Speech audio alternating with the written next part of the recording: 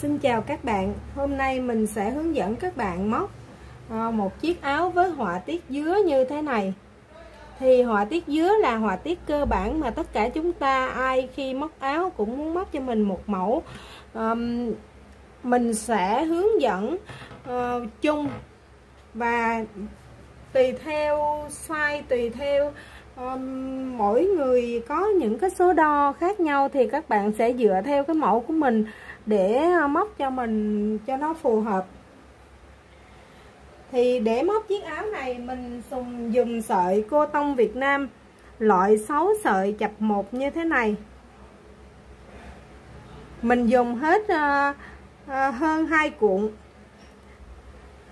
2 cuộn và một ít như thế này đây các bạn. Thì các bạn có thể dùng tất cả các loại sợi mùa hè như là sợi cô tông Nhật, sợi cô tông Việt Nam, sợi lay hay là sợi lụa đều được, sợi Thái. Có rất nhiều loại sợi mùa hè mà các bạn có thể áp dụng để móc cái mẫu áo này. Và kim móc mình sẽ sử dụng hai loại kim 1.75 và 2 chấm. Thì cái loại sợi này nó phù hợp với kim 1.5 hoặc 1.75.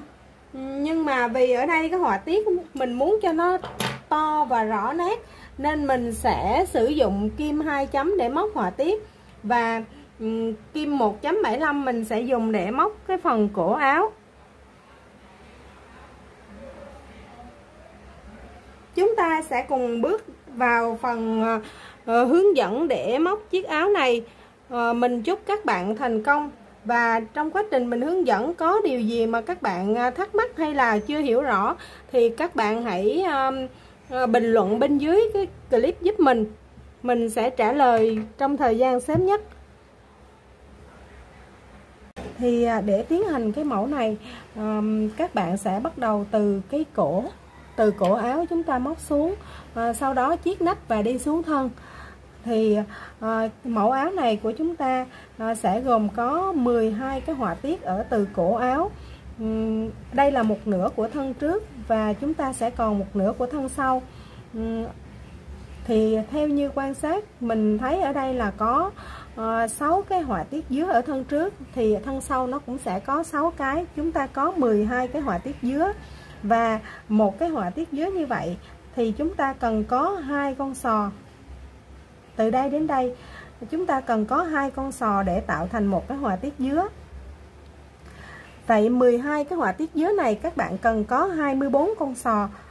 Và một con sò như vậy, như mình đếm được ở đây, cái khoảng cách của một con sò từ đây đến đây sẽ là 12 mũi bính. Như vậy 12 mũi bính mà nhân với 24 con sò này, các bạn cần có 288 mũi bính cho cái phần cổ áo của chúng ta để chúng ta bắt đầu. Thì mình thấy rằng 288 mũi này các bạn móc cái cổ áo của chúng ta nó sẽ rất là rộng.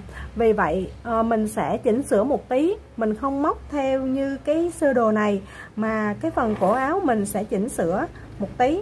Các bạn cũng sẽ cần 12 cái họa tiết dứa và chúng ta vẫn cần 24 con sò để tạo được 12 họa tiết dứa này. Nhưng một con sò của mình sẽ điều chỉnh lại, chúng ta chỉ cần 8 mũi bính.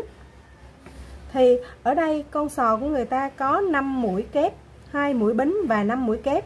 Thì mỗi bên 5 mũi kép, hai bên là 10 mũi kép, 2 mũi bính ở giữa nữa là 12 mũi.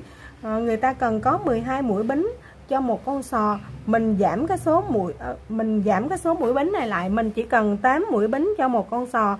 Như vậy con sò của mình chỉ móc là 3 mũi kép, 2 mũi bính và 3 mũi kép. Bên này 3, bên này 3 là 6, thêm 2 nữa là 8. Mình chỉ cần 8 mũi bính. Như vậy 24 con sò nhân với 8 mũi bính cho một con sò, mình cần 192 mũi bính. Như thế này thì cái cổ áo của chúng ta nó cũng đã tương đối là nhỏ lại.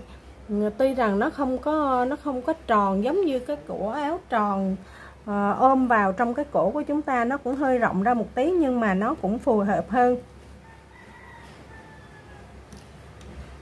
Như vậy để tiến hành các bạn sẽ dùng kim 1.75. Các bạn móc cho mình một dây bính gồm có 192 mũi bính.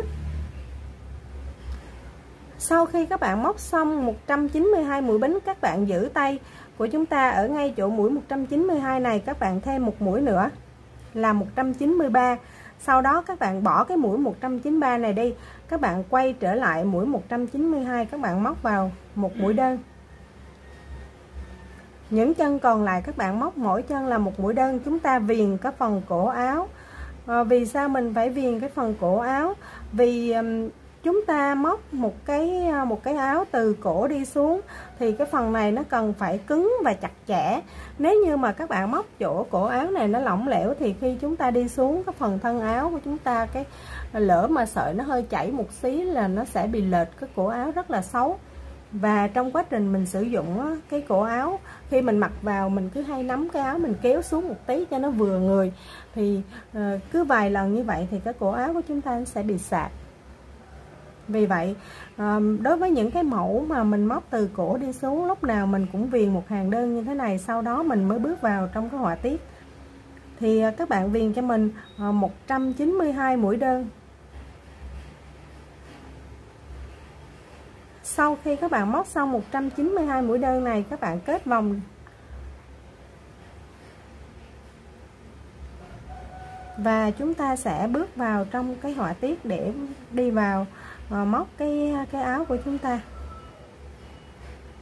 Các bạn móc cho mình 192 mũi đơn nha.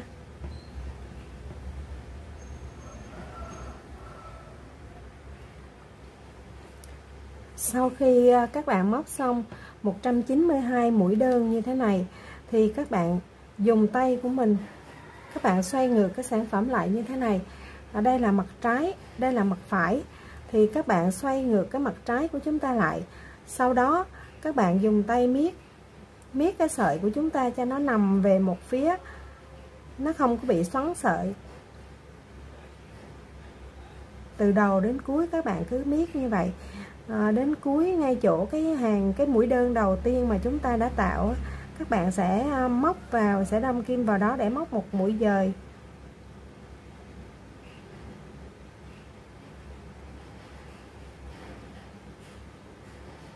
Đây, các bạn sẽ đâm kim vào ngay chỗ cái chân đơn đầu tiên này, các bạn móc một mũi dời để chúng ta khóa cái vòng tròn này lại. Đây sẽ là cái phần cổ áo của chúng ta. Thì các bạn thấy mình móc 192 mũi mà cái cổ áo nó đã to rộng như thế này rồi. Nếu như mà mình không bớt mũi, chúng ta móc 288 mũi thì cái cổ áo của chúng ta nó vô cùng rộng.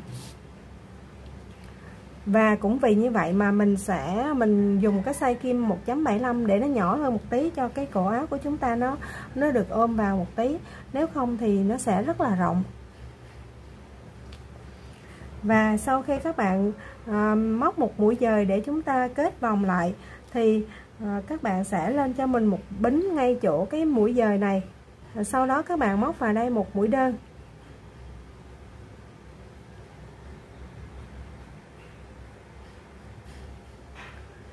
Sau khi các bạn móc xong mũi đơn ở đây, các bạn sẽ đếm cho mình 1, 2, 3 chân. Các bạn bỏ 3 chân, 1, 2, 3, các bạn đâm kim vào chân đơn thứ tư. Các bạn kéo sợi, móc cho mình 3 mũi kép chung chân. 1, 2, 3. Sau khi móc xong 3 mũi kép chung chân thì ở con sò đầu tiên này các bạn sẽ tăng cho mình 2 bính ở giữa này. Sau đó các bạn tiếp tục móc 3 mũi kép chung vào cái chân đó luôn. Thì cái chân này chúng ta sẽ có là 3 mũi kép, 2 mũi bính và 3 mũi kép. Sau khi móc xong 3 mũi kép, 2 mũi bính và 3 mũi kép, các bạn bỏ bên dưới cho mình 1, 2, 3 chân, đâm kim vào chân thứ tư, móc cho mình một mũi đơn. Con sò đầu tiên. Sang con sò thứ hai, các bạn cũng bỏ 1, 2, 3 chân, móc vào chân thứ tư cho mình 3 mũi kép chung chân. 1,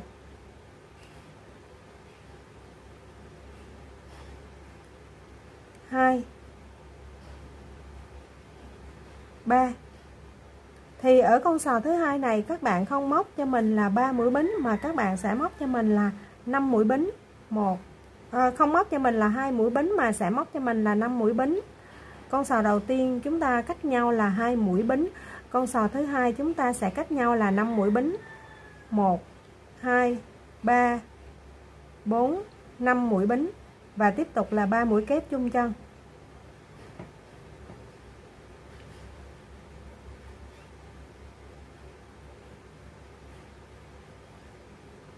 Bỏ bên dưới 3 chân, móc vào chân thứ tư 1 mũi đơn.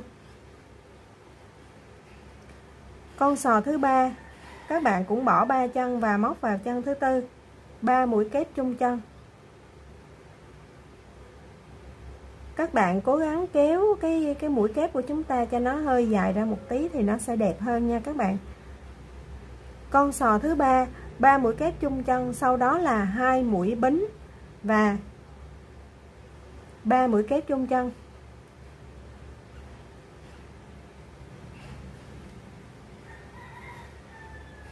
Một, hai, ba, 4.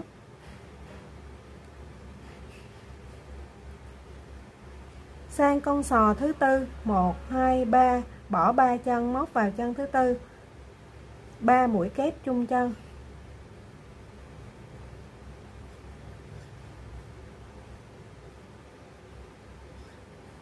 Năm mũi bính và 3 mũi kép chung chân.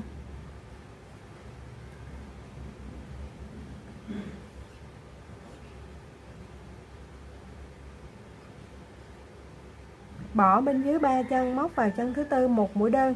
Như vậy thì các bạn nhìn thấy là chúng ta có một cái quy luật là mũi lẻ thì các bạn sẽ móc vào trong cái con sò là 2 mũi bính, và mũi chẵn thì các bạn sẽ móc vào con sò là 5 mũi bính. Cứ một con sò 2 bính thì một con sò 5 bính. Con sò thứ nhất, con sò thứ ba, con sò thứ 5, thứ 7, thứ 9, thứ 11. Cứ như vậy hàng con sò lẻ là các bạn sẽ móc là 2 mũi bính ở giữa. Con sò chẵn như 2, 4, 6, 8 thì các bạn sẽ móc là 5 mũi bính vào giữa này. Cứ một con sò 2 bính thì sẽ là một con sò 5 bính. Cứ như vậy các bạn móc hết cái hàng này cho mình. Đây là hàng đầu tiên của chúng ta. Sau khi chúng ta đã khởi tạo cái vòng cổ thì đây là hàng thứ nhất. Các bạn cũng sẽ lấy cho mình một cái tờ giấy và viết ra, vì chúng ta sẽ đi xuyên suốt cả một cái quá trình như thế này, cho nên các bạn cần phải đánh dấu xem thử mình đang ở hàng thứ mấy, nếu không là mình sẽ bị lẫn lộn vì cái họa tiết nó gần giống nhau. Các bạn móc hết hàng thứ nhất cho mình. Chúng ta sẽ kết thúc bằng một mũi trượt, một mũi dời vào trong cái mũi đơn đầu tiên mà chúng ta đã tạo. Và các bạn lưu ý giúp mình bắt đầu bằng con sò có 2 mũi bính thì mình sẽ kết thúc bằng con sò có 5 mũi bính nha các bạn. Như vậy thì nó mới đúng. Còn nếu như mà 2 con sò 2 mũi bính hay là 2 con sò 5 mũi bính ở nằm gần nhau thì các bạn đã bị nhầm. Các bạn cần phải móc lại ở chỗ đó. Và sau khi kết thúc hàng thứ nhất, các bạn sẽ có 24 con sò.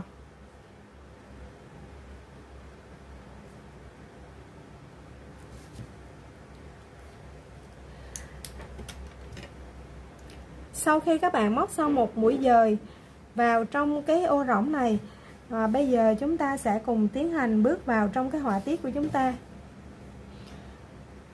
Thì cái họa tiết của chúng ta nó sẽ gồm có một cái nhánh rẽ quạt như thế này và một cái nhánh rẽ quạt để vào cái họa tiết dứa.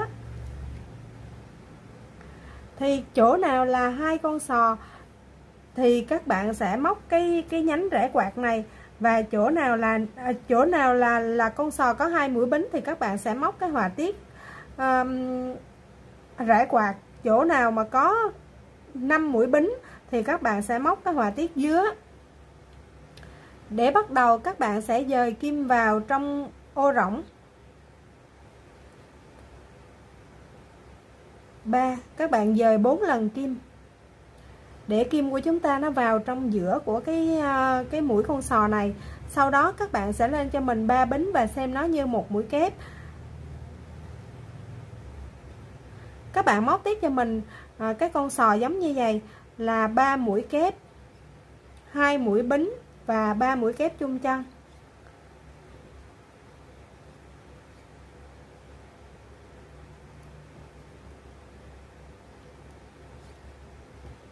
Như thế này.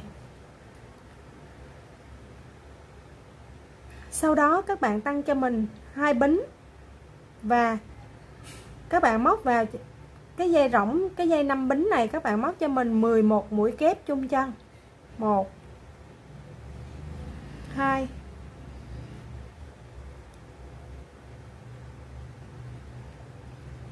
3 4 5 6 7 8 9 10 11 mũi kép chung chân. Sau đó các bạn cũng tăng cho mình 2 bính và móc con sò ở đây 3 mũi kép, 2 mũi bính.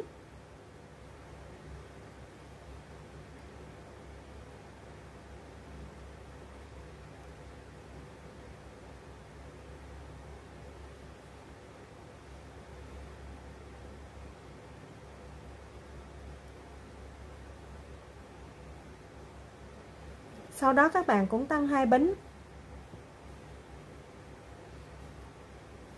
11 mũi kép chung chân cho con sò thứ tư này.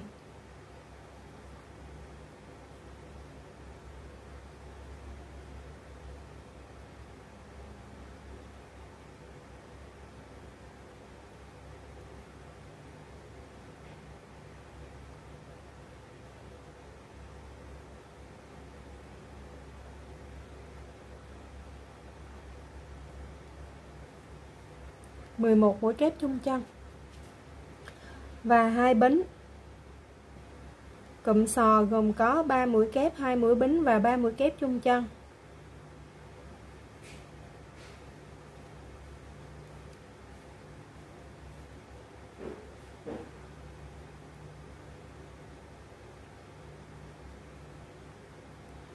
Hai mũi bính. Tiếp theo là cụm 11 mũi kép chung chân. Cứ như vậy lặp đi lặp lại, các bạn móc hết hàng thứ hai này giúp mình. Đây là hàng thứ hai. Thì hàng thứ hai của chúng ta là một cụm sò, sau đó là 2 bính và 11 kép chung chân.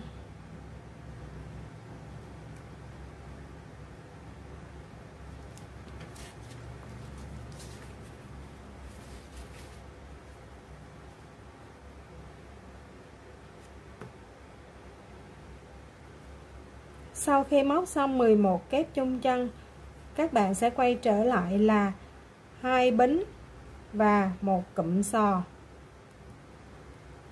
Cứ như vậy các bạn móc hết hàng thứ hai này giúp mình. Chúng ta đang ở 11 mũi kép chung chân.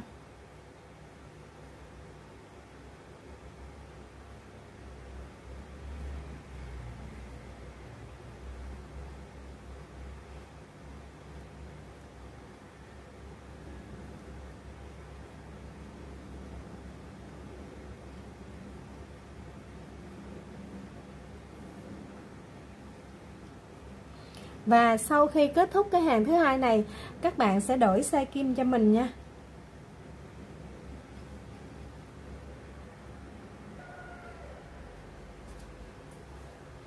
Kết thúc hàng thứ hai, chúng ta cùng bước vào hàng thứ ba. Và có một chút cái vấn đề ở hàng thứ ba này chúng ta cần phải rút kinh nghiệm. Đó là chúng ta sẽ không móc toàn bộ cái cụm sò này nữa. Vì khi mà chúng ta móc toàn bộ cái cụm sò này, đến khi kết thúc chúng ta phải luôn luôn dời mũi. Chúng ta phải luôn luôn dời kim vào trong giữa. Và khi chúng ta dời kim vào trong giữa thì vô tình cái mũi chuột của chúng ta, cái cổ áo của chúng ta ngay chỗ này nó sẽ bị gồ lên, nó dày, nó không được đẹp. Vì vậy từ cái hàng thứ ba này mình sẽ chỉ móc một nửa Sau khi các bạn dời kim vào chính giữa rồi, các bạn chỉ lên cho mình các bạn cũng lên cho mình 3 mũi bính và xem nó như một mũi kép, và móc thêm 2 mũi kép nữa. Chúng ta chỉ móc một cánh bên này của con sò thôi. Cánh bên này khi kết thúc hàng chúng ta sẽ móc, chúng ta không móc cả trọn vẹn cả con sò ở đây nữa, chúng ta chỉ móc một nửa. Sau khi các bạn móc xong một nửa con sò ở cái chân đầu tiên của hàng thứ ba này, các bạn lên cho mình 2 mũi bính, và ở cái cụm 11 mũi kép chung chân này, bây giờ chúng ta sẽ vẫn móc là 11 mũi kép nhưng xen kẽ vào đó là mũi bính. Chúng ta sẽ móc 11 mũi kép xen kẽ là 10 mũi bính. Một kép đầu tiên, một bính. Kép thứ hai, bính thứ hai. Kép thứ ba, bính thứ ba. Kép thứ tư, bính thứ tư. Kép thứ năm, bính thứ năm. Kép thứ sáu, bính thứ sáu. Kép thứ bảy, bính thứ bảy. Kép thứ 8, bính thứ 8. Kép thứ 9, bính thứ 9. Kép thứ 10, bính thứ 10. Và kép thứ 11. Chúng ta sẽ móc 11 mũi kép xen kẽ là 10 mũi bính. Sau khi móc xong, các bạn tăng cho mình 2 bính và tiếp tục với cụm sò ở đây. Cụm sò ở đây chúng ta vẫn giữ nguyên là 3 mũi kép, 2 mũi bính và 3 mũi kép chung chân.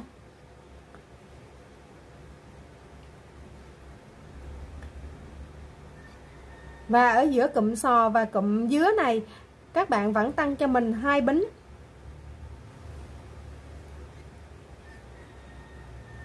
Một, 2, 3, 4, 5, 6, 7, 8, 9, 10 và 11 mũi kép, 2 mũi bính sang cụm sò.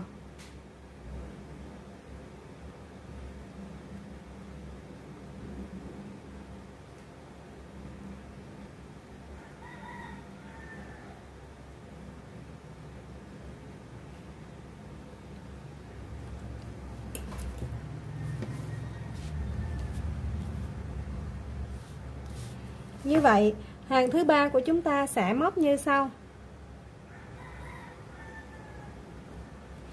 Chúng ta sẽ móc đầu tiên là một nửa cụm sò, 1/2 cụm sò, sau đó là 2 mũi bính, 11 mũi kép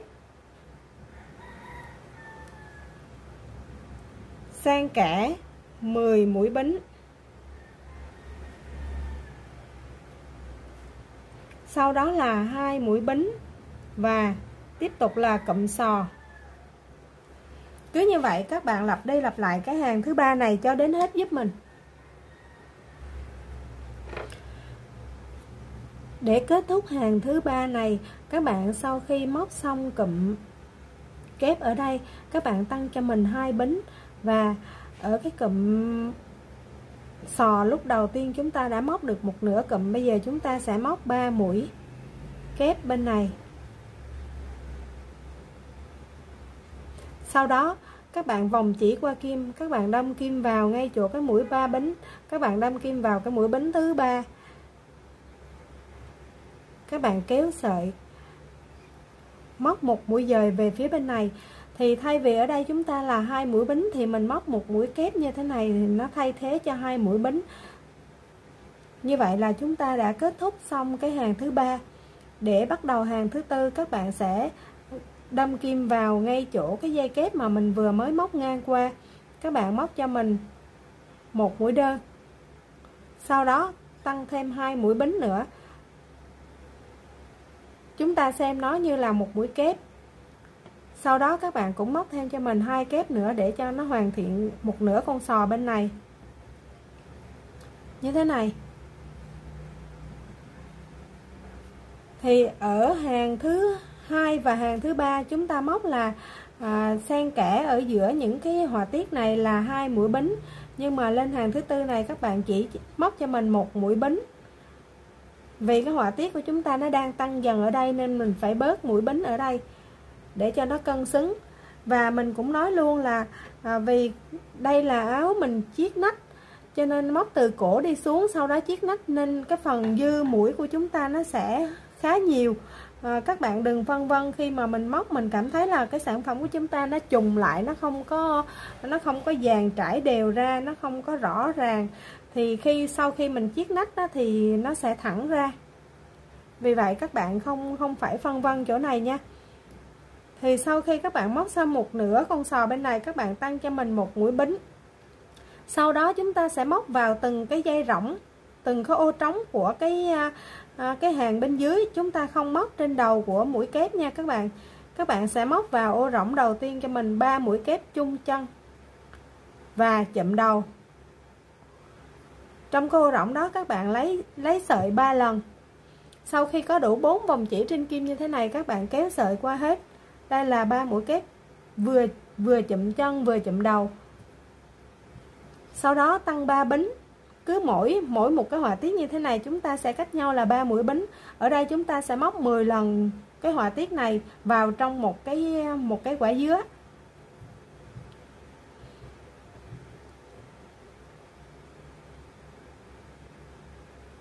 Ba mũi. Sau đó tăng 3 bính. Tiếp theo 1 2 3.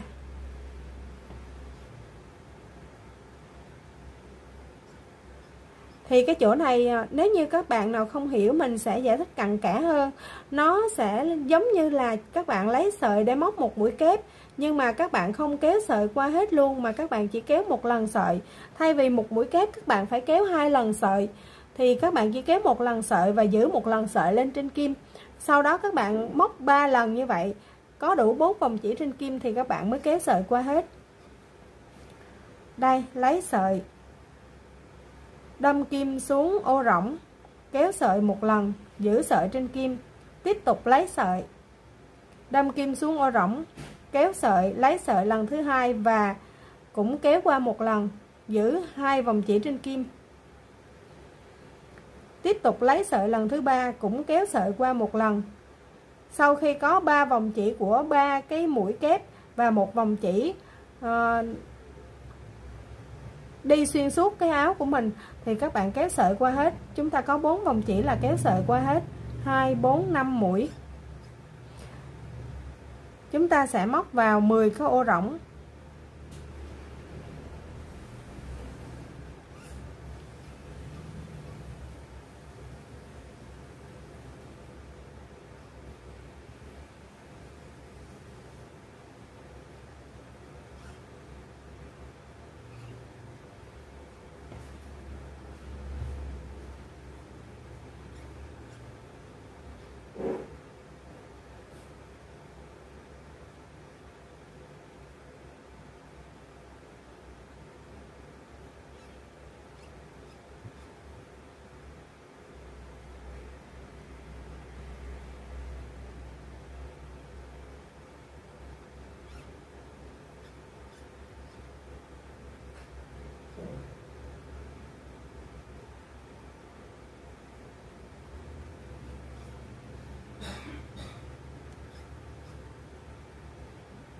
Sau khi móc đủ 10 cụm như thế này thì các bạn chỉ tăng một mũi ở cuối và chúng ta chuyển sang móc cụm sò.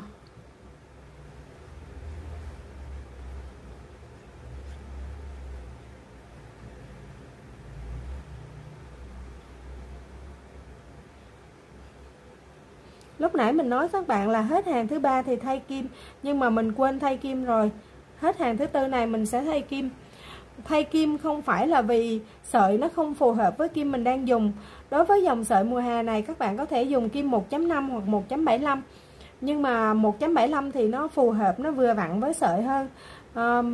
Mình muốn thay kim là bởi vì cái họa tiết này nó cần phải to và dàn trải đều ra, nên mình thay kim để cho nhìn cái họa tiết nó được rõ nét, chứ không phải mình thay kim là vì kim nó không phù hợp với sợi.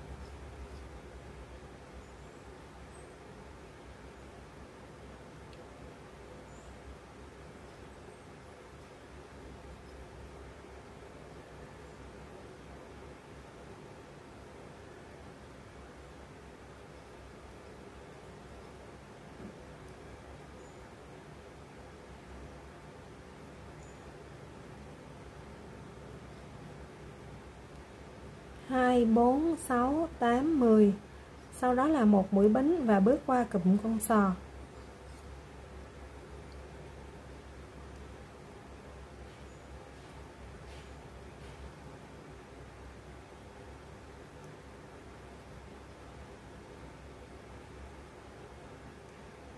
Tăng một bính và tiếp tục.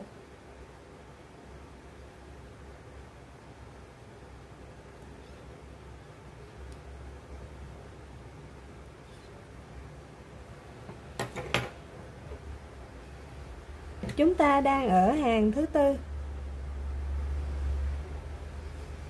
Hàng thứ tư của chúng ta sẽ bắt đầu với 1/2 cụm sò. Sau đó là một mũi bính và chúng ta sẽ bắt đầu cụm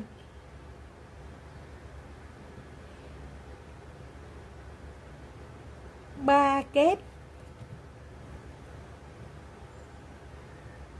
chùm đầu sang kẽ,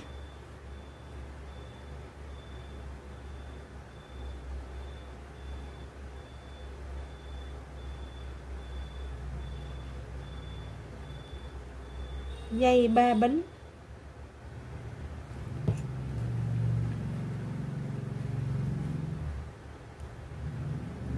Cụm này chúng ta sẽ móc 10 lần.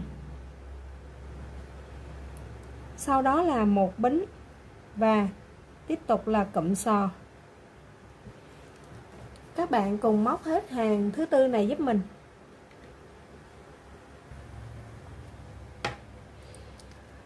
Bước vào hàng thứ năm, các bạn cũng lên cho mình 3 bính và móc thêm 2 mũi kép nữa để chúng ta móc một nửa cụm sò. Thì ở hàng thứ tư các bạn chỉ tăng cho mình một bính ở giữa những cái họa tiết. Lên hàng thứ năm này các bạn sẽ tăng cho mình là 3 bính. Sau khi móc xong một nửa cụm sò, các bạn tăng cho mình 3 mũi bính. Và ở hàng thứ năm này chúng ta sẽ không móc lên trên đầu của cái cụm 3 mũi kép chụm đầu này, mà chúng ta sẽ móc vào trong cái dây bính. Cứ một dây bính như vậy các bạn sẽ móc cho mình làm một mũi đơn, 3 mũi bính và một mũi đơn vào trong cái dây bính đó. Bắt đầu một mũi đơn đầu tiên 3 mũi bính và 1 mũi đơn. Chúng ta có dây đơn bính đầu tiên. Sang dây thứ hai, 1 mũi đơn, 3 mũi bính và 1 mũi đơn.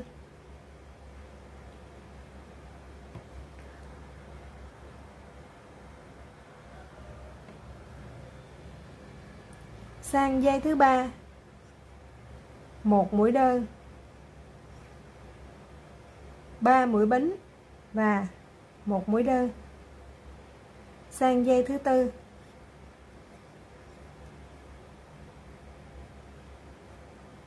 dây thứ năm,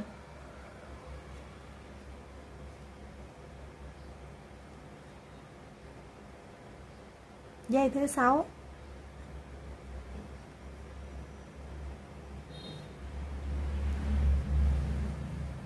dây thứ bảy. Chúng ta sẽ có tổng cộng 9 lần như thế này.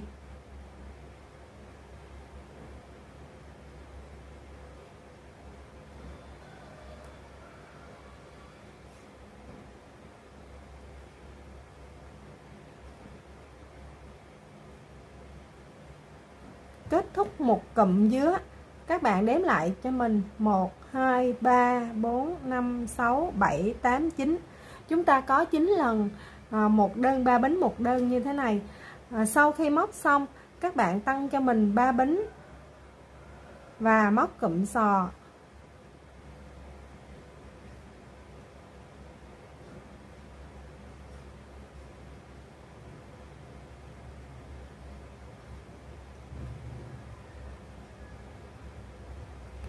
Móc cụm sò xong cũng tăng 3 bính để tiếp tục cụm mũi đơn bính với 9 lần.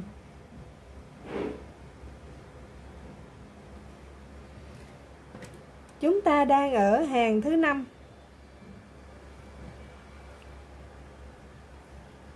Chúng ta sẽ có đầu tiên là 1/2 cụm sò, sau đó là 3 mũi bính và cụm 1 đơn, 3 bính, 1 đơn. Thì cụm này chúng ta sẽ móc là 9 lần. Sau khi móc xong cụm này, các bạn cũng quay trở lại là 3 bính và cụm sò tiếp theo.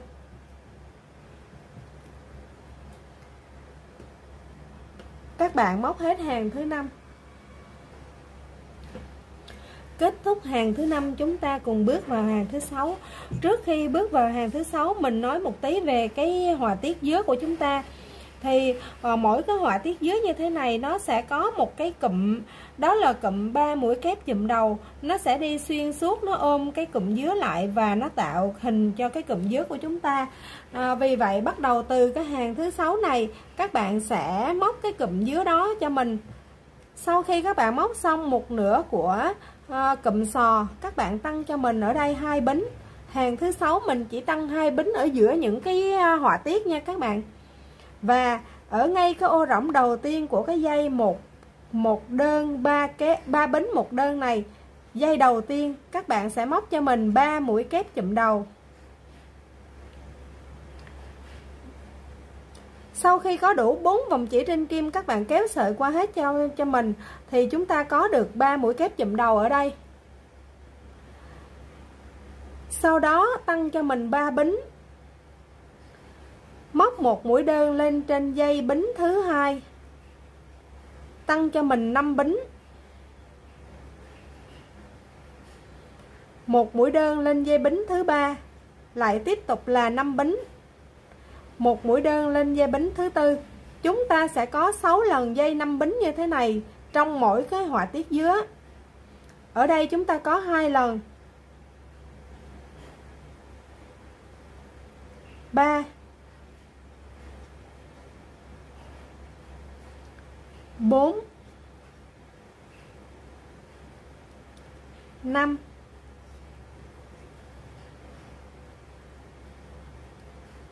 6. Chúng ta có 6 lần. Ở hai đầu, hai cái dây đầu tiên chúng ta dùng để móc cụm 3 mũi kép chụm đầu. Vì vậy trong lòng của nó chúng ta chỉ còn 6 dây 5 bính. Sau khi móc đủ 6 dây 5 bính, các bạn tăng cho mình 3 bính. Cụm 3 mũi kép chụm đầu. Trong quá trình chúng ta móc mỗi cái họa tiết, các bạn để ý chúng ta luôn luôn phải móc cân xứng nhau giữa hai bên của một cái họa tiết. Bên này có một mũi 3 mũi kép chụm đầu thì bên này cũng sẽ có 3 mũi kép chụm đầu để cho nó cân xứng với nhau. Không có một cái họa tiết nào mà bên này có bên này không có cả. Sau khi móc xong cụm dứa đầu tiên, các bạn tăng cho mình 2 bính, bước vào cụm sò thứ hai.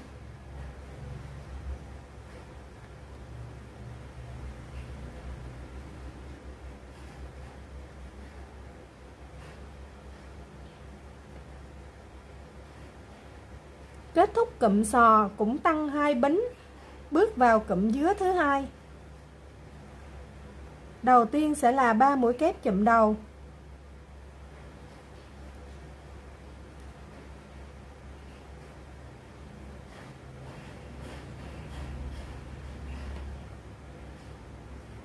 Tiếp theo là 3 bính và 6 lần 5 mũi bính, 1 mũi đơn.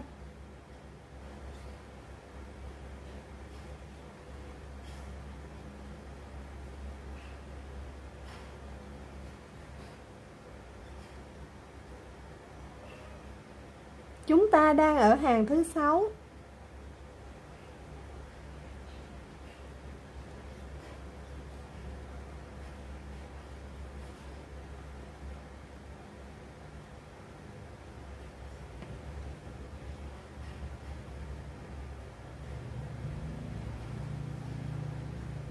Tiếp theo là 3 bính và cụm 3 mũi kép chụm đầu.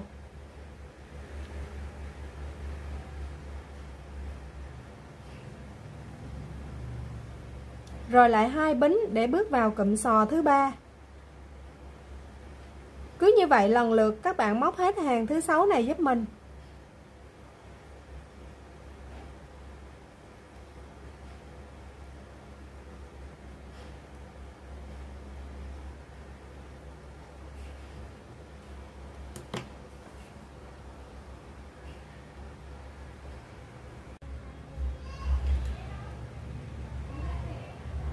Kết thúc hàng thứ 6, các bạn cũng sẽ móc vào ngay chỗ cái cụm sò mà chúng ta mới vừa móc một nửa. Các bạn móc 3 mũi kép, 1 mũi bính, 3 mũi kép.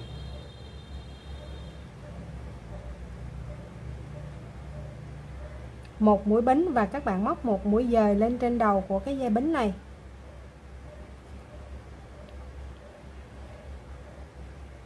Mình nhầm. Các bạn sẽ móc là 3 mũi kép, 1 mũi bính, 3 mũi kép. Sau đó các bạn sẽ vòng chỉ qua kim và kéo sợi đâm vào trong cái mũi 3 mũi bính. Các bạn đâm vào mũi bính thứ 3 và kéo sợi dời qua để cho cái sợi của chúng ta nó nằm ở giữa của cái ô rỗng.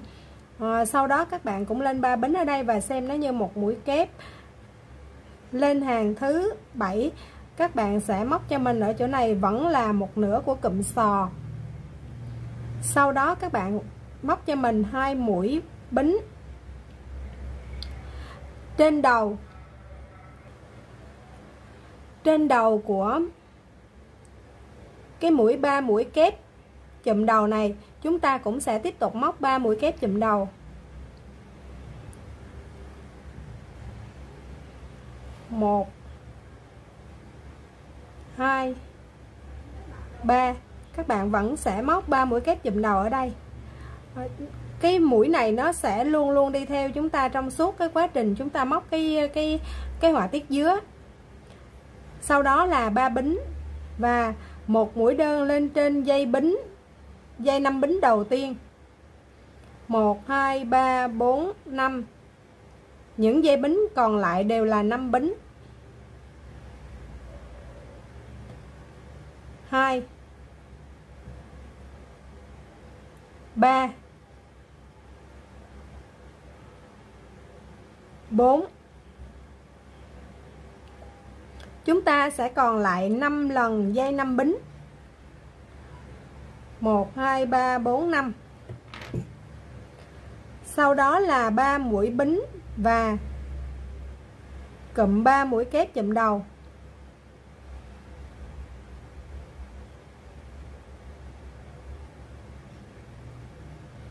Hai bính cụm sò. Thì cụm sò ở đây các bạn thấy mình có hai cái ô rỗng, mình sẽ móc vào hai cái ô rỗng này, mỗi ô là một cụm sò. Như vậy chúng ta đã tăng lên chỗ này thành hai cụm sò. Hai bính, 3 kép chung chân. Và giữa cụm sò này với cụm sò kia vẫn là hai mũi bính. Chúng ta quay trở lại giống như là lúc ban đầu. 3 mũi kép, 2 mũi bính, 3 mũi kép. Thì cái chỗ cụm sò này nó sẽ là 4 lần 3 mũi kép chung chân và 3 lần 2 bính. 3 mũi kép chung chân, 2 mũi bính, 3 mũi kép chung chân. Đây là cụm sò đầu tiên. Sau đó nối giữa cụm sò này và cụm sò kia cũng là 2 mũi kép chung chân. Tiếp theo sẽ là 2 mũi bính.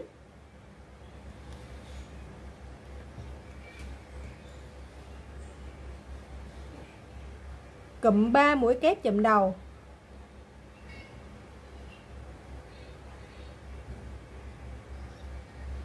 Ba mũi bính. Một mũi đơn. 5 lần dây 5 bính.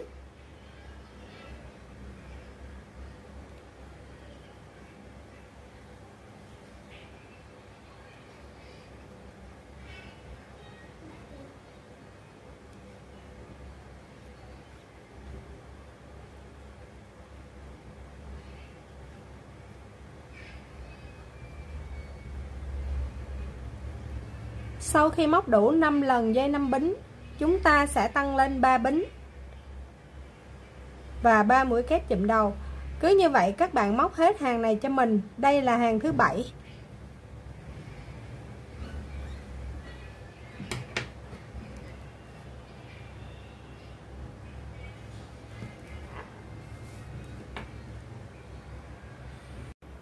Hàng thứ 8 của chúng ta, các bạn cũng bắt đầu cho mình là một nửa của cụm sò như thế này. Sau đó các bạn tăng cho mình 2 bính, móc cụm 3 mũi kép chụm đầu.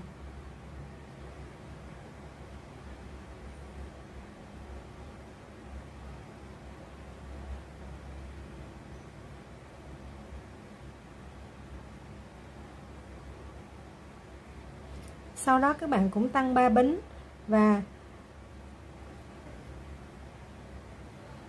chúng ta tiến hành móc. Chúng ta sẽ còn ở đây là 1 2 3 4. Chúng ta sẽ còn 4 lần dây 5 bính.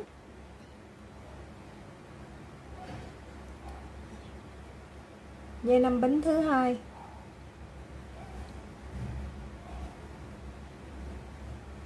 Dây 5 bính thứ 3 và dây 5 bính thứ 4. Sau đó là 3 mũi bính và 3 mũi kép chụm đầu.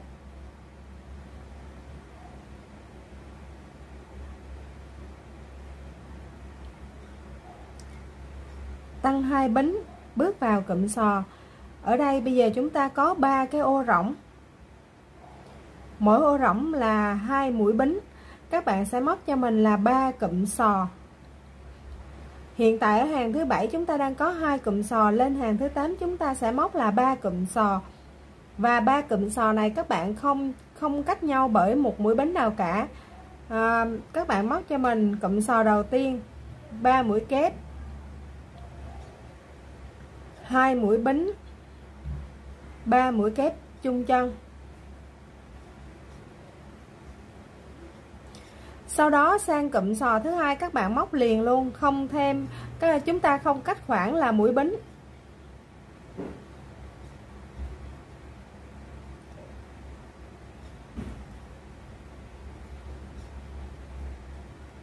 Kết thúc cụm sò thứ hai, các bạn cũng móc qua cụm sò thứ ba luôn. Như vậy chúng ta đang tăng ở đây thêm một cụm sò.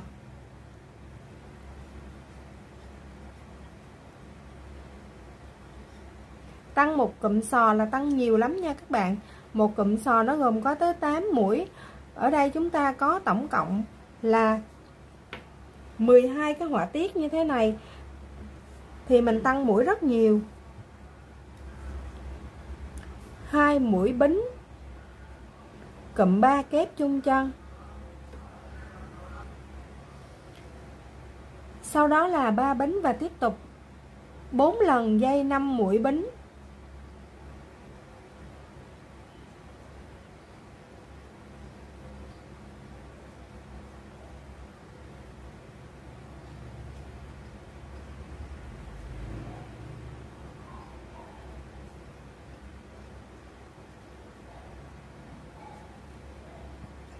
Sau khi đủ 4 lần dây 5 mũi bính, chúng ta tăng 3 bính và 3 mũi kép chụm đầu.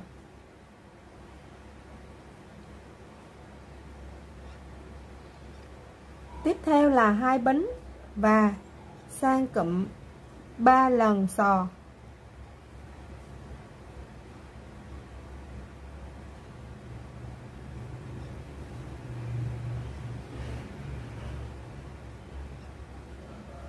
Một,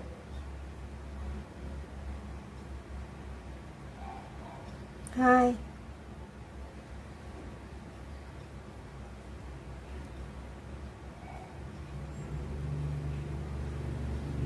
và 3.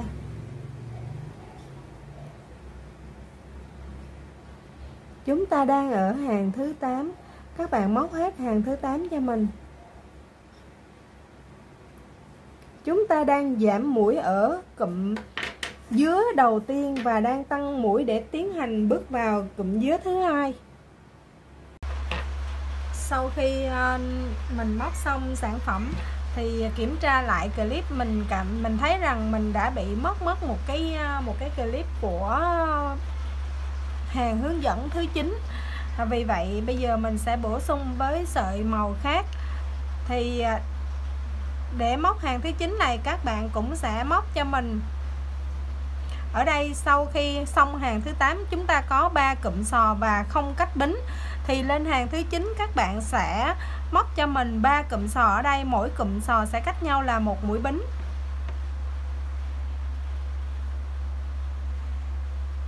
Vì mình không muốn làm cho nó qua loa cho nên mình phải lấy cái mẫu khác để mình hướng dẫn lại cái hàng này cho các bạn. Mong rằng các bạn sẽ có được một cái sản phẩm ưng ý với hướng dẫn của mình.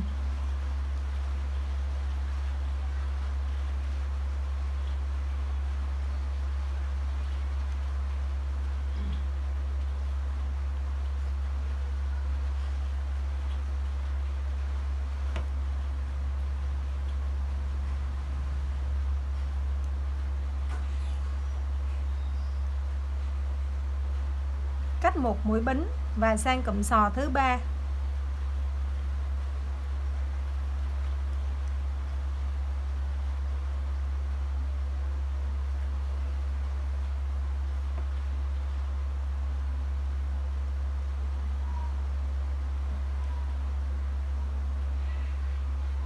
Sau khi bóc xong 3 cụm sò và mỗi cụm sò cách nhau là 1 mũi bính ở đây, thì các bạn tăng cho mình 2 bính. Các bạn móc mũi 3 mũi kép chụm đầu.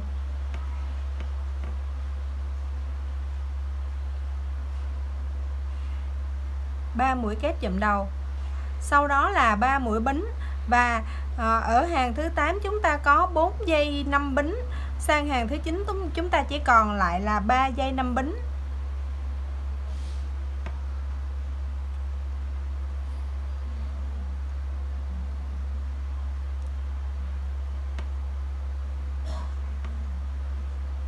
Giây. Sau đó là 3 mũi bính và cụm 3 mũi kép chụm đầu bên này.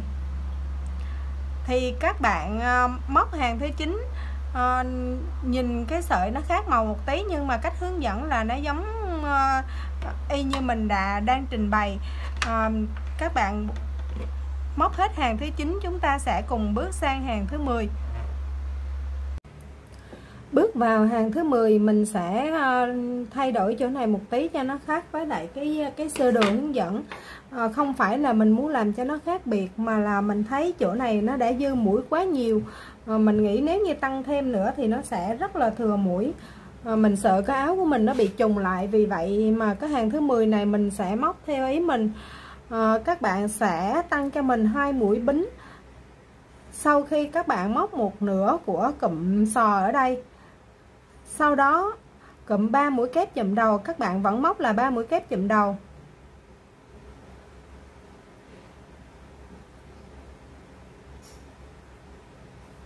Tăng 3 bính. Chúng ta sẽ còn 2 con sò ở đây, hai lần dây 5 bính ở đây. Một lần, 2 lần. Sau đó là 3 bính và mũi 3 kép chùm chân, 3 kép chùm đầu.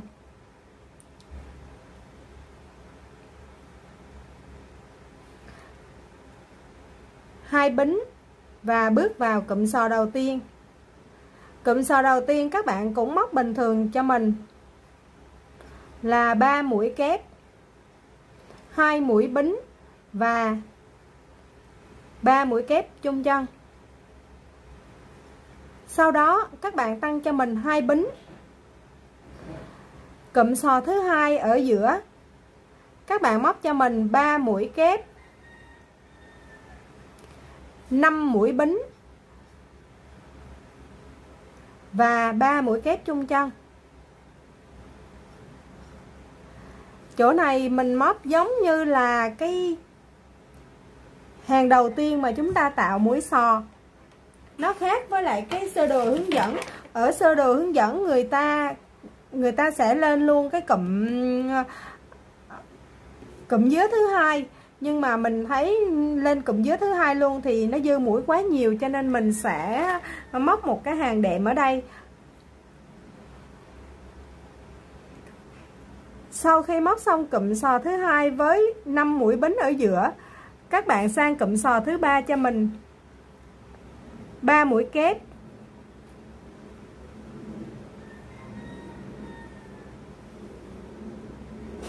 2 mũi bính và 3 mũi kép chung chân.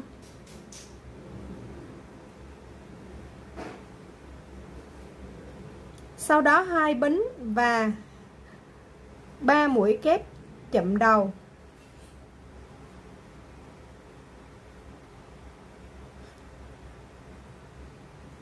Ba mũi bính, 2 lần dây 5 bính.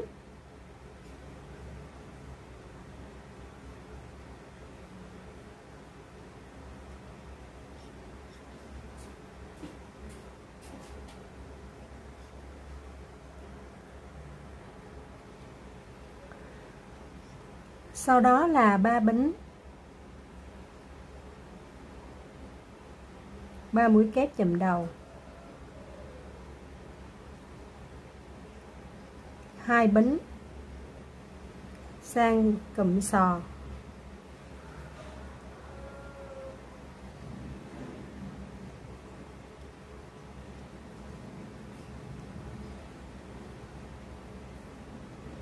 sò đầu tiên 2 bính, sò thứ hai sau khi 3 mũi kép sẽ là 5 bính,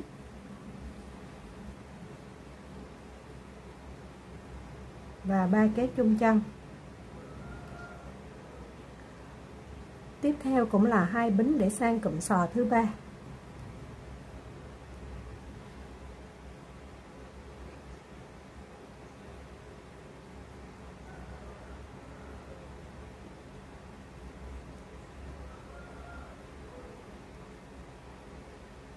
Đây là hàng móc thứ 10 và các bạn móc hết hàng thứ 10. Bước sang hàng thứ 11. Các bạn cũng sẽ móc một nửa cụm sò ở đây, sau đó các bạn cũng tăng cho mình 2 mũi bính và cụm 3 mũi kép chụm đầu.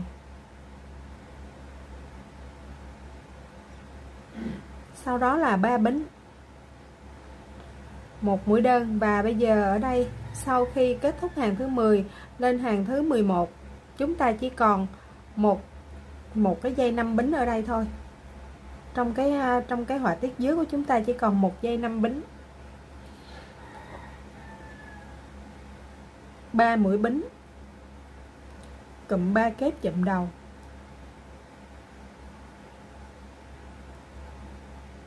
hai mũi bính, cụm sò đầu tiên,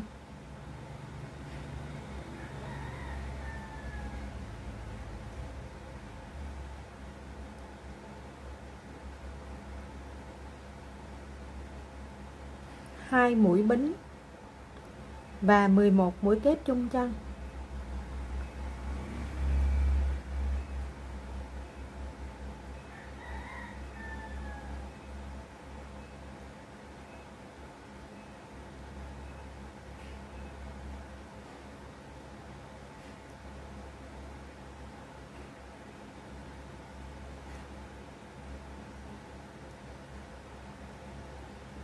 Hai mũi bính, cụm sò thứ ba,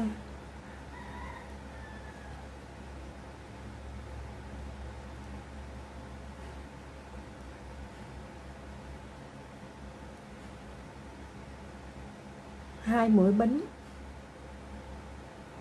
3 mũi kép chụm đầu,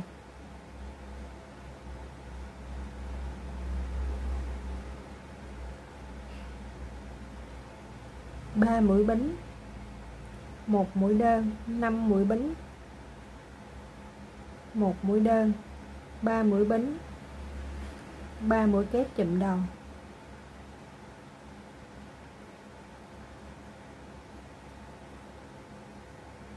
một, hai mũi bính, cụm sò đầu tiên,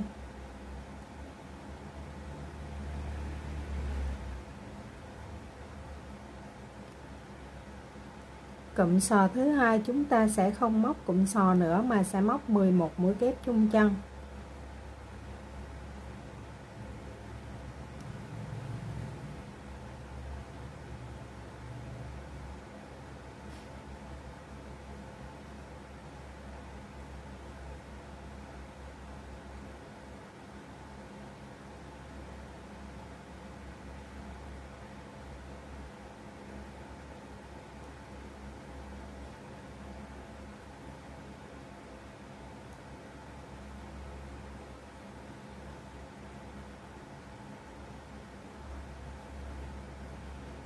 Hai mũi bính và cụm sò tiếp theo. Đây là hàng 11 và các bạn cứ như vậy móc hết hàng 11 giúp mình.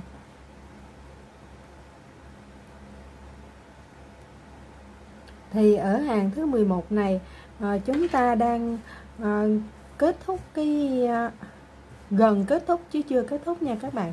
Chúng ta đang gần kết thúc cái họa tiết dưới đầu tiên và đang bước vào cái họa tiết dưới thứ hai. Cái hàng 11 này nó giống như là cái hàng thứ hai mà chúng ta khởi tạo.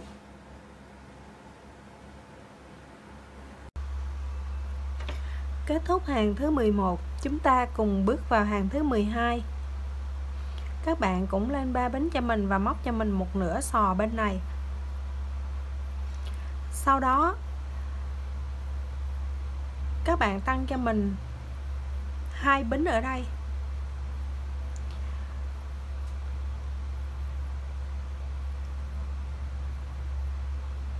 Ba mũi kép chụm đầu.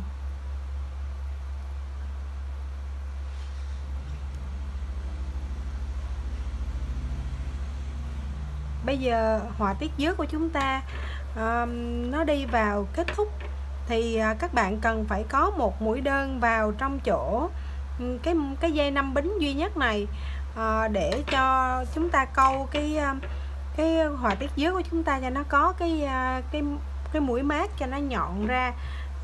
Thì các bạn sẽ móc chỗ này cho mình là 5 mũi bính. Sau khi các bạn móc 3 mũi kép chụm đầu, các bạn lên cho mình 5 bính, móc một đơn vào dây 5 bính bên dưới, sau đó là 5 bính và 3 mũi kép chụm đầu phía đối diện.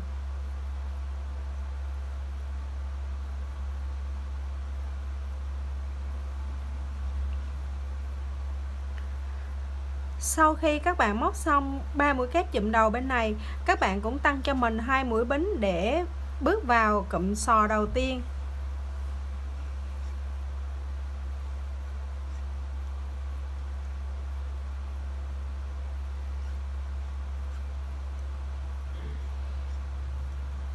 Sau khi móc xong cụm sò đầu tiên này thì cũng giống như hàng thứ hai, khi chúng ta bước vào trong cái họa tiết dứa thì ở chỗ này các bạn cũng chỉ tăng cho mình một mũi bính sau khi các bạn móc xong cụm sò này.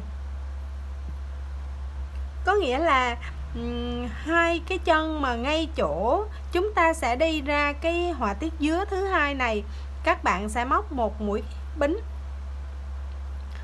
Sau đó chúng ta sẽ móc một kép, một bính, một kép xen kẽ nhau. Chỗ này chúng ta sẽ có 11 mũi kép và 10 mũi bính xen kẽ.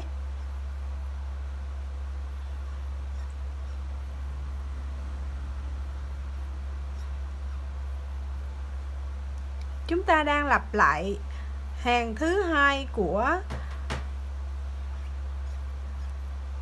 cái sản phẩm của mình.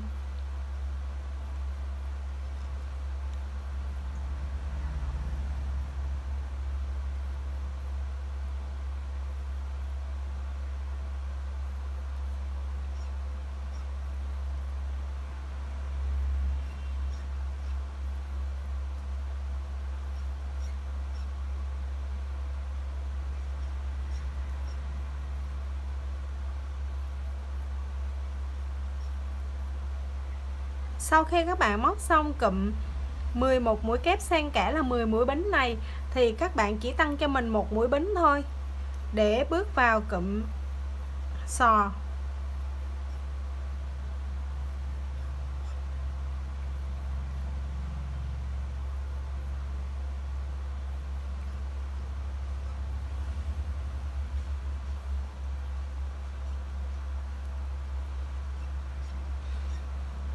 Sau khi móc xong cụm sò ở đây thì các bạn tăng cho mình 2 bính.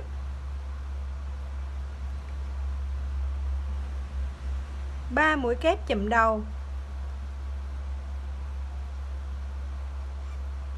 5 bính. Một đơn vào dây 5 bính bên dưới. Tiếp tục là 5 bính. 3 mũi kép chụm đầu đối xứng.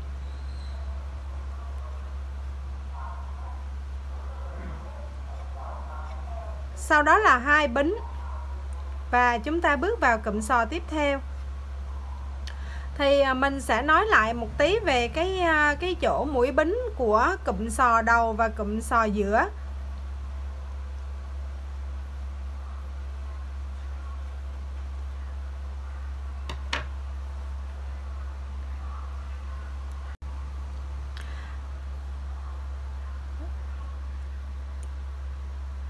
Khi các bạn móc cái cụm sò kế bên cái họa tiết dứa thứ nhất, đây là họa tiết dứa thứ nhất, đây là họa tiết dứa thứ hai, thì khi các bạn móc cái cụm sò mà để bước vào trong cái họa tiết dứa thứ nhất thì các bạn sẽ cách, sau khi móc xong cụm sò sẽ cách 2 mũi bính. Và sau khi móc xong cái cụm 3 mũi kép chụm đầu này thì các bạn cũng sẽ cách 2 mũi bính rồi mới đến cụm sò. Có nghĩa là ngay cái họa tiết dứa thứ nhất này nó sẽ cách cái cụm sò là 2 mũi bính. Còn cái họa tiết dứa thứ hai này nó sẽ cách cái cụm sò là 1 mũi bính. Cụm sò xong đến 1 mũi bính, đến họa tiết dứa thứ hai và đến 1 mũi bính rồi là tiếp tục là cụm sò. Thì ở cái họa tiết dứa thứ nhất, sau khi móc xong cụm sò ở đây các bạn sẽ tăng 2 bính để bước vào cái họa tiết dứa thứ nhất. Và sau khi kết thúc họa tiết dứa thứ nhất này thì các bạn cũng tăng 2 bính để bước vào cụm sò. Ở hàng 11 này nó có một tí như vậy, nó hơi vướng, thì các bạn trong quá trình móc các bạn tập trung một tí thì chúng ta sẽ không bị nhầm lẫn ở chỗ này.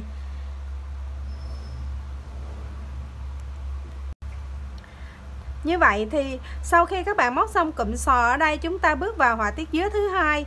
Chúng ta sẽ tăng ở đây là một mũi bính.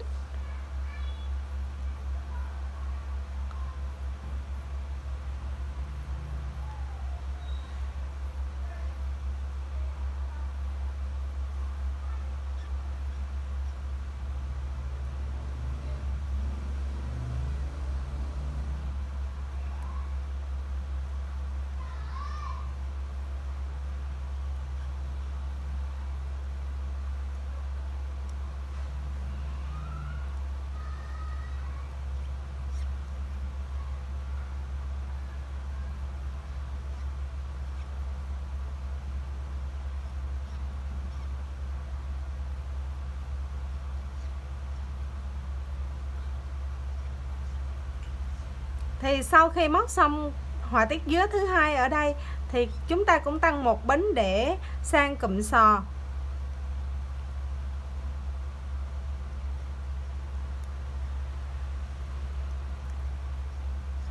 Và sau khi các bạn kết thúc cụm sò, chúng ta đến họa tiết dứa thứ nhất, các bạn sẽ tăng 2 bính, 3 mũi kép chùm đầu,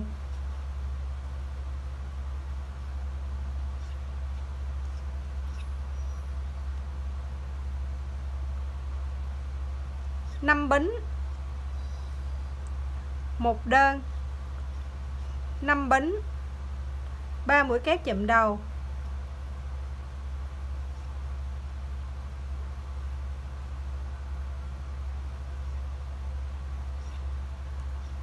hai bính để bước tiếp vào cụm sò. Cứ như vậy các bạn móc hết hàng thứ 12 này cho mình. Lúc nãy mình nói nhầm, đây là hàng thứ 12, không phải là hàng thứ 11 nha các bạn.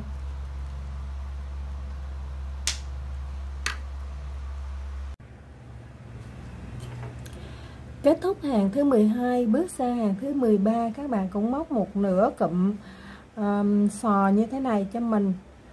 Thì sau khi các bạn móc xong một nửa cụm sò, các bạn tăng cho mình 3 mũi bính, 3 mũi, và chúng ta móc 3 mũi kép chùm đầu.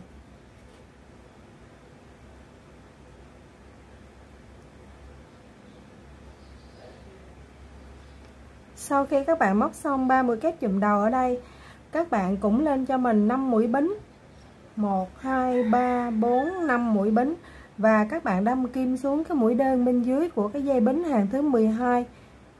Các bạn móc cho mình một mũi dời, sau đó là 5 bính và cụm 3 kép chùm đầu bên phía này.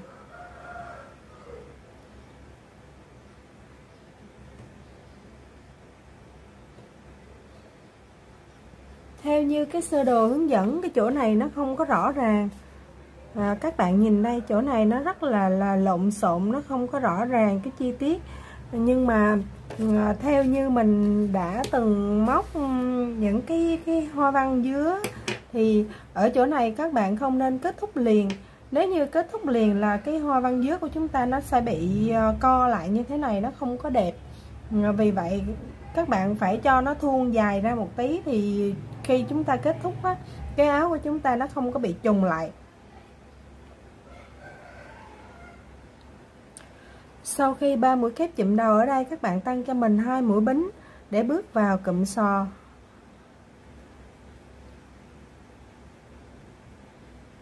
Thì cũng giống như hàng thứ 12, ở cụm sò để bước vào cái hoa văn dứa thứ nhất, chúng ta sẽ móc là 2 bính, và cụm sò để vào hoa văn dứa thứ hai chúng ta sẽ lên một bính thôi.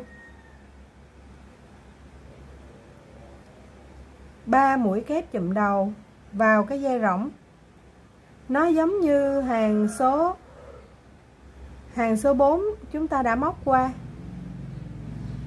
3 mũi kép chùm đầu, xong đó 3 mũi bính, và sang cái dây rỗng thứ hai sẽ là 3 mũi kép chùm đầu. Thì ở đây chúng ta sẽ có 10 lần cái 3 mũi kép chùm đầu và 9 cái dây bính, 9 dây 3 bính.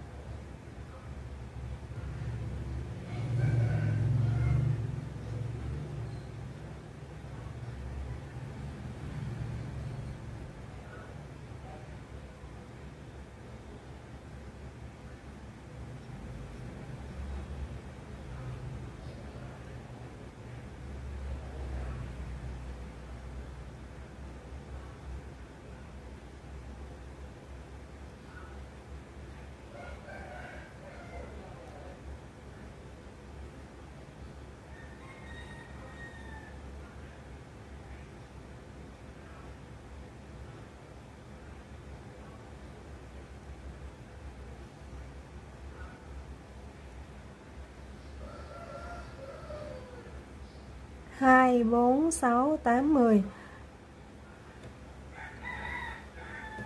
Chúng ta đang trở lại với cái hoa văn ngay chỗ này nè các bạn.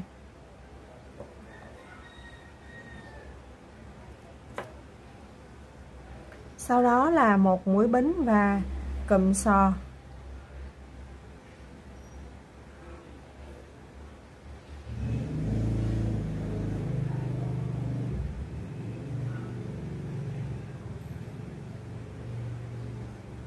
Hai mũi bính, 3 mũi kép chụm đầu, 5 mũi bính, 1 mũi dời, 5 mũi bính, 3 mũi kép chụm đầu,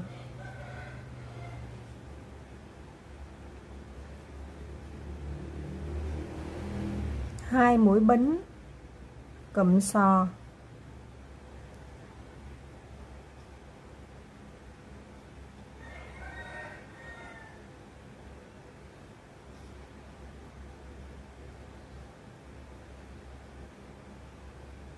một mũi bính, 10 lần 3 mũi kép chụm đầu. Cứ như vậy các bạn móc hết cho mình. Đây là hàng thứ 13.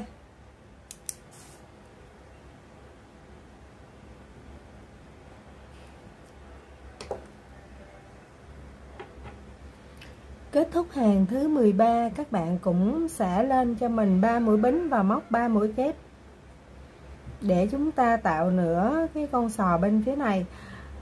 Sau khi tạo xong nửa con sò bên phía này thì các bạn cũng tăng cho mình 3 mũi bính. Và bây giờ ở cái chỗ cái cụm 3 mũi kép chụm đầu này, các bạn sẽ móc cho mình là 2 cụm liền kề với nhau luôn. Sau khi các bạn móc xong cụm 3 mũi kép chụm đầu bên này, các bạn lấy sợi và móc luôn cụm 3 mũi kép chụm đầu bên này. Chúng ta không còn dây bính ở chỗ này nữa nha.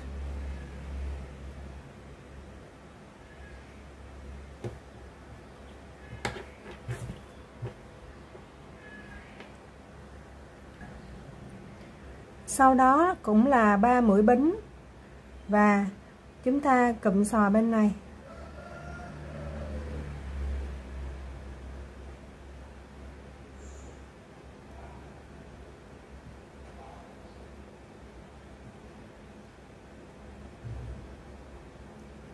Và sau khi móc xong cụm sò này, các bạn cũng tăng cho mình 3 mũi bính để bước vào ở chỗ này. Giống như cái hàng thứ 5 chúng ta đã từng móc qua, thì các bạn sẽ móc cho mình là một mũi đơn, 3 mũi bính và một mũi đơn vào chung trong một cái dây bính. Sau đó sang cái dây thứ hai, các bạn cũng móc một đơn, 3 bính và một đơn. Chúng ta sẽ có 9 lần như thế này.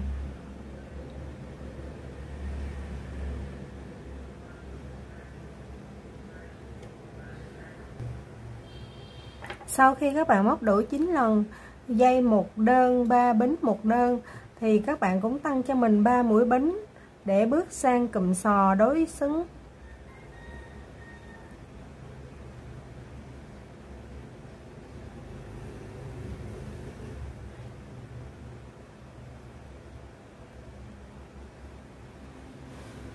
Tiếp theo cũng là 3 mũi bính, cụm 3 kép chụm đầu,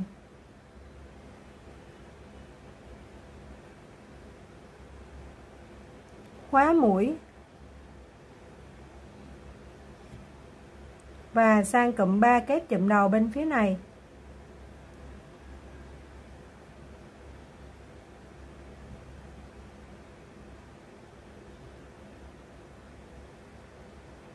Sau đó là 3 bính và cụm sò.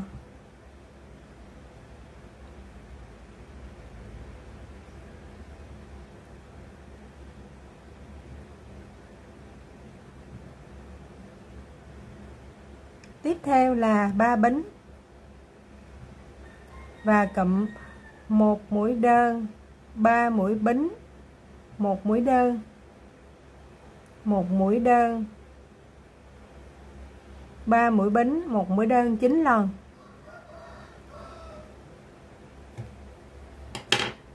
Chúng ta đang ở hàng thứ 14.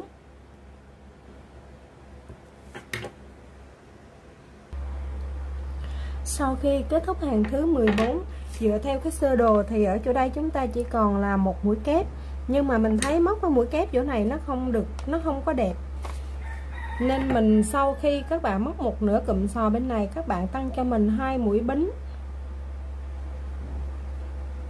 Sau khi móc một nửa cụm sò, các bạn tăng cho mình 2 bính, và ở đây các bạn sẽ lấy cho mình 2 mũi kép chụm đầu ở bên này, và 2 mũi chụm đầu ở bên này như thế này. Các bạn gom nó hết lại thành, mình thấy như thế này thì nó sẽ cái họa tiết dưới của chúng ta nó sẽ đẹp hơn. Vì vậy các bạn móc chỗ này là 4 mũi kép chụm đầu, nhưng mà các bạn lấy bên này 2 mũi và lấy bên này 2 mũi cho mình nha. Sau đó là 2 bính,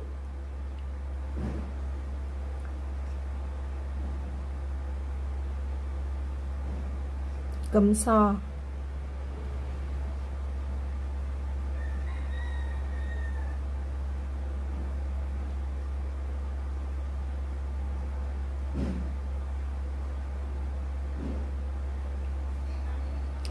một, hai, 3 mũi bính, 3 mũi kép chụm đầu,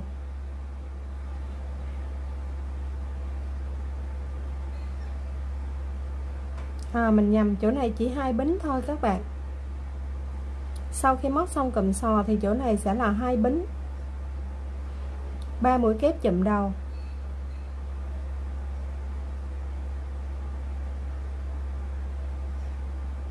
và 3 bính, 1 đơn,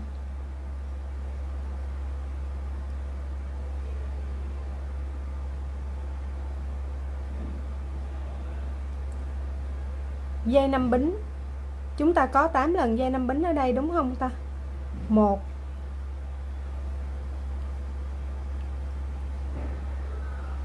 2, 6 lần dây 5 bính nha các bạn.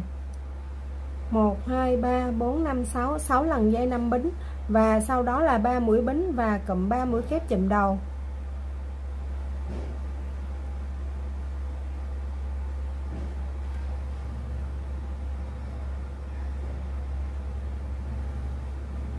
Tiếp theo là 2 bính và cụm sò.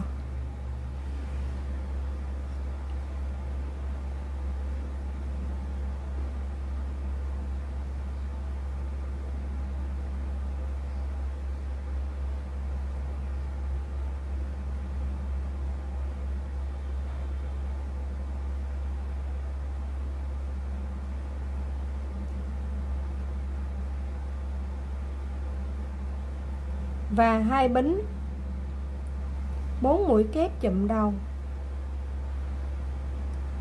2 mũi ở đây và 2 mũi phía đối diện.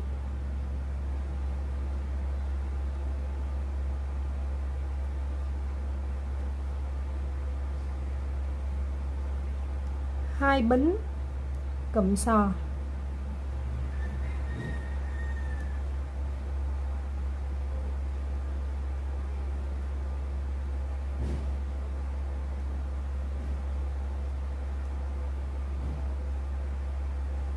Hai bính, 3 mũi kép chụm đầu,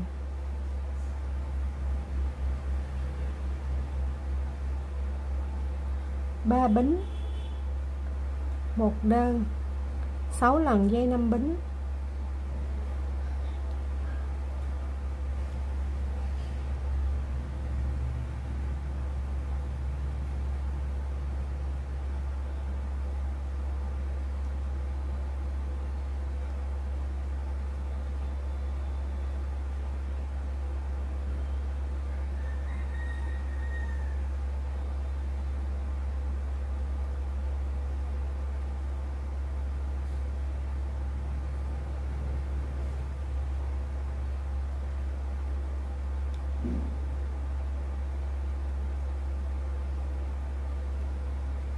3 bính, 3 mũi kép chùm đầu.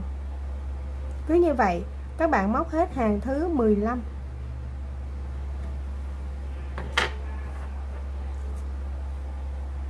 Sau khi hết hàng thứ 15 là chúng ta đã xong hoàn toàn cái họa tiết dứa đầu tiên.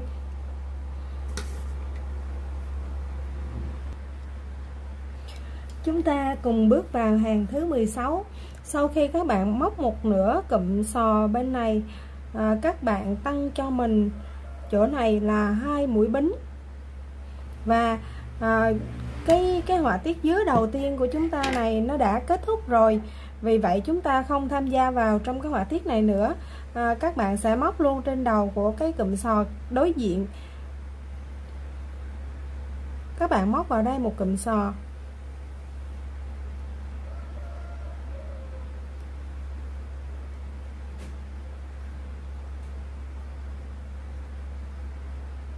Sau đó các bạn tăng cho mình 2 bính và móc 3 mũi kép chụm đầu lên trên đầu của 3 mũi kép chụm đầu bên dưới.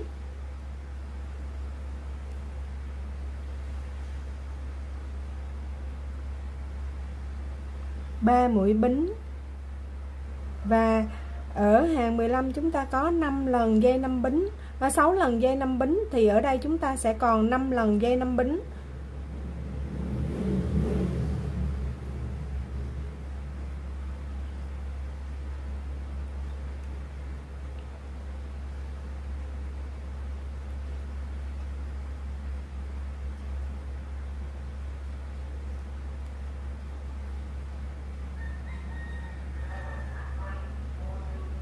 Năm lần dây 5 bính, sau đó là 3 bính và 3 mũi kép chụm đầu.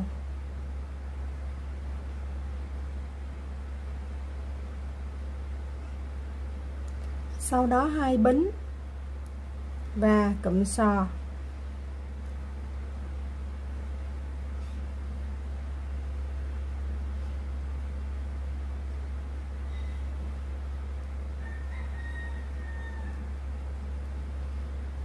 Sau khi móc xong cụm sò bên này, các bạn tăng cho mình 2 bính.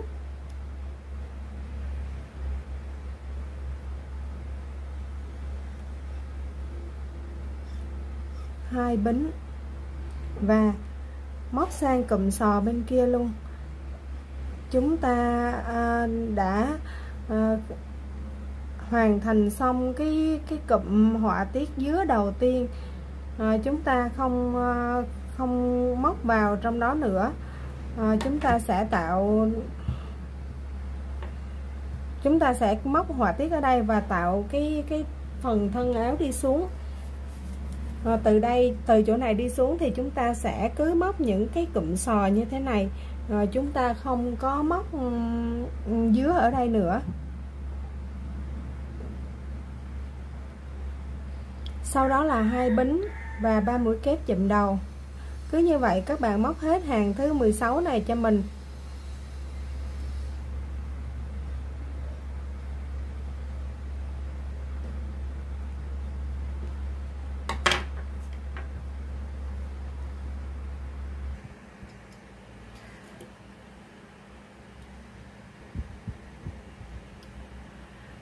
Hàng thứ 17 các bạn vẫn sẽ móc ở đây là một nửa cụm sò. Sau đó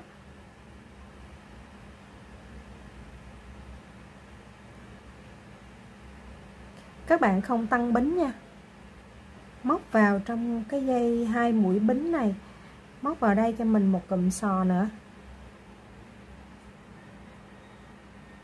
3 mũi kép, 2 mũi bính và 3 mũi kép chung chân.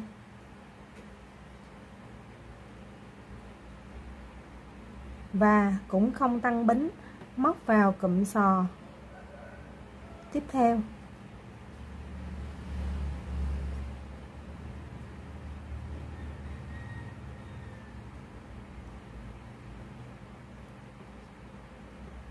Sau khi đủ 3 cụm sò ở đây, các bạn tăng 2 bính, 3 mũi kép chụm đầu.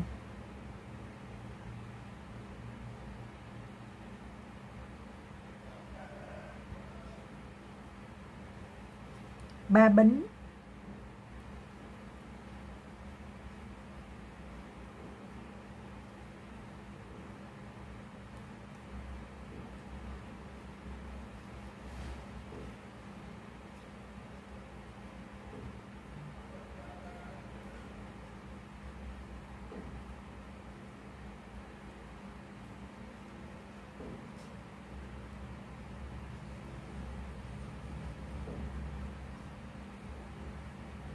4 lần dây 5 bính, 3 bính tiếp theo và 3 mũi kép chụm đầu. Thì ở chỗ này chúng ta đang lặp đi lặp lại nên mình sẽ hướng dẫn sơ qua. Chúng ta tăng 2 bính và bước vào cụm sò. Thì chỗ cụm sò này, từ 2 cụm sò chúng ta sẽ móc thành 3 cụm sò. Và 3 cụm sò ở hàng thứ 17 này chúng ta sẽ không cách bính. Vì một cụm sò như vậy chúng ta đã thêm một lượt là 8 mũi. Nó rất là nhiều rồi, nên nếu mình tăng bính ở đây nữa thì nó sẽ thừa mũi rất là nhiều. Vì vậy chỗ cụm sò này chúng ta không tăng mũi, không tăng mũi bính, chỉ móc 3 cụm sò liên tiếp nhau.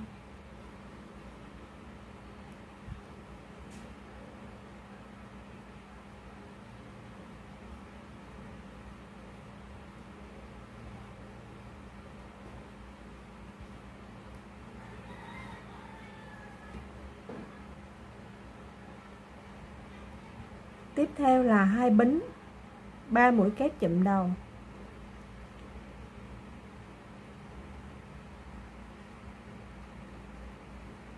Ba bính, 4 lần dây 5 bính.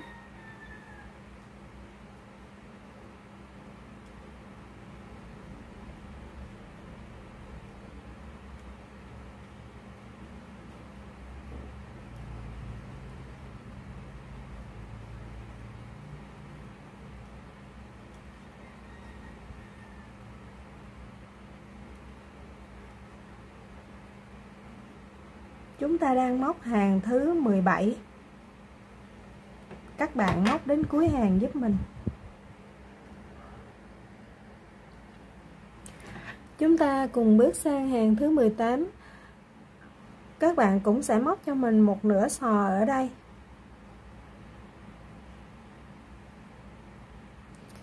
Sau đó cũng giống như hàng thứ 6, ngay chỗ này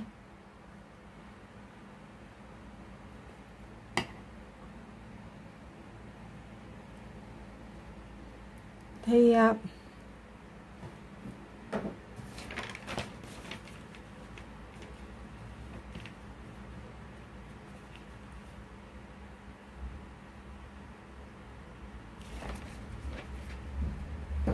các bạn cũng vẫn không tăng bính ở chỗ này cho mình nha, vẫn cứ để nguyên không tăng bính. Và ngay chỗ con sò thứ hai mình mới tạo ở hàng thứ 17, các bạn sẽ móc cho mình là một con sò rưỡi. Có nghĩa là ở đây chúng ta sẽ móc là 3 lần 3 mũi kép chung chân và 2 lần 2 mũi bính vào trong lòng của cái con sò thứ hai.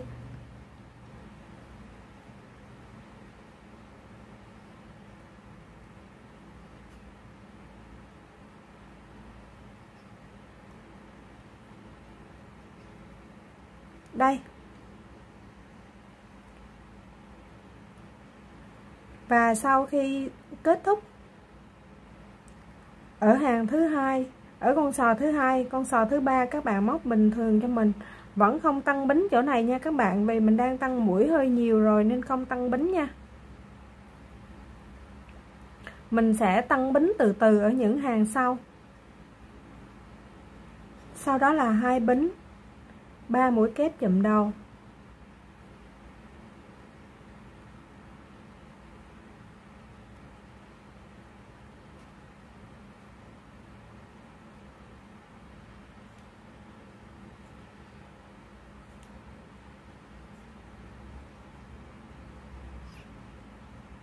Một, hai, ba bính. Chúng ta còn ở đây 3 lần dây 5 bính. Một lần, 2 lần và 3 lần.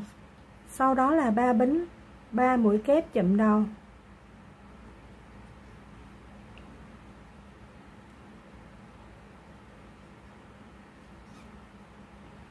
Hai bính, cụm sò đầu tiên, móc bình thường.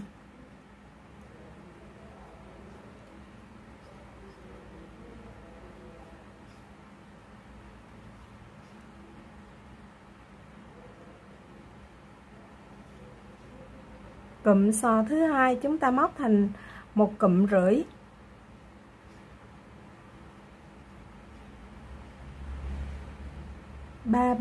3 kép 2 bính, 3 kép 2 bính và 3 kép.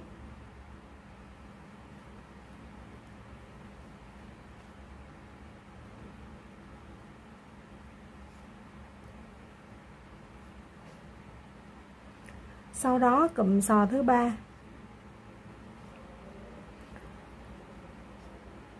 Chỗ này nó có một chút thay đổi nên mình sẽ hướng dẫn chỗ này. Còn cái họa tiết dứa thì mình đã móc qua một lần rồi nên mình sẽ lướt qua thôi. Các bạn cùng móc hết hàng thứ 18 này giúp mình.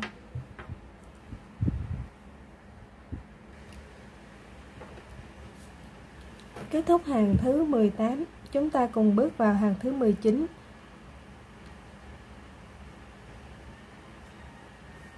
Các bạn cũng sẽ móc cho mình ở đây là 1/2 của cụm sò. Sau đó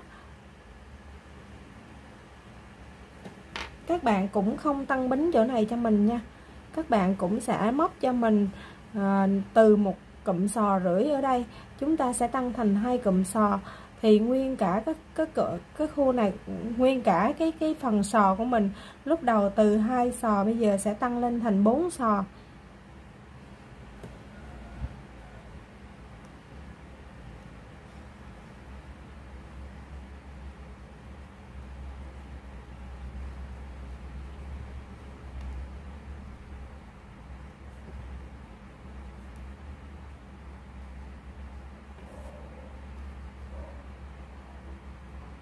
Đây là 1/2 cụm sò đầu tiên, cụm sò thứ hai.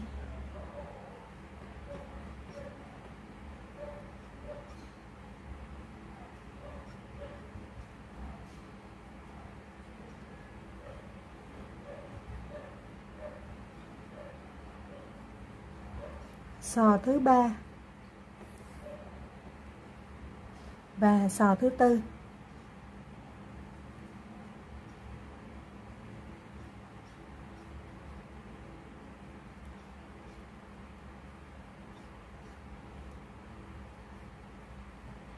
Sau khi móc xong cụm sò ở đây, các bạn cũng tăng cho mình 2 mũi bính và móc 3 mũi kép chụm đầu.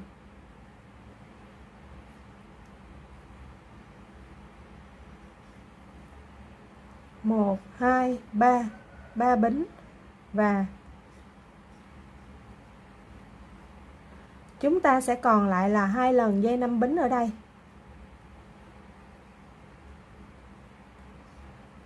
Ba mũi bính và cụm 3 kép chụm đầu.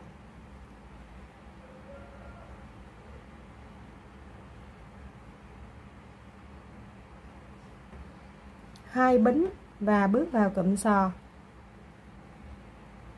Ở hàng thứ 19 này, cụm sò của chúng ta sẽ gồm có 4 sò nha các bạn. Các bạn cứ nhớ kỹ cho mình là 4 sò và mỗi sò không cách bính. Mỗi sò không cách bính với nhau. Chúng ta sẽ móc liền từ sò này sang sò kia.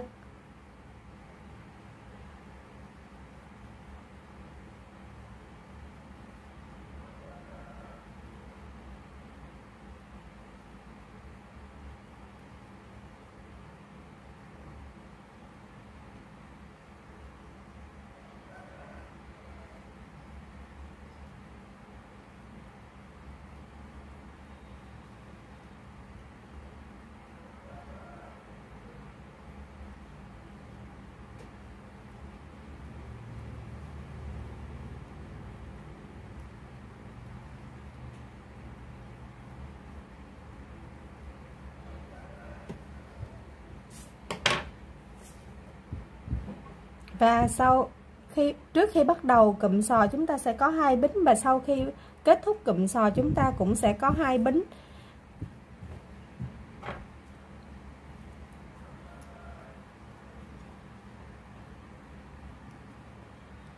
Ba kép chụm đầu,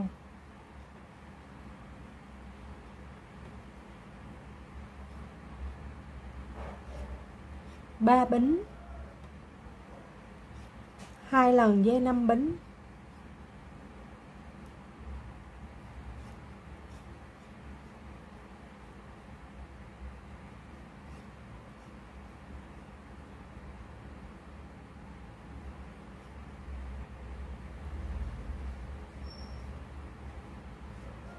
và đây là hàng thứ 19.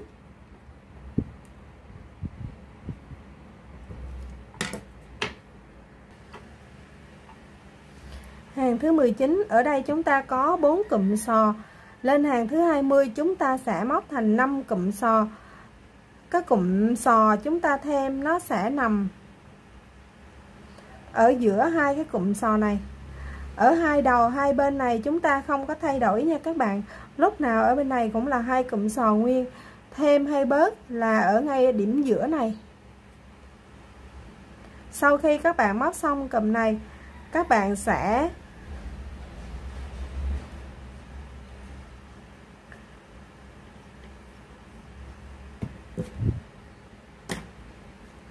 cụm sò thứ hai, các bạn sẽ móc cụm sò thứ hai ở đây.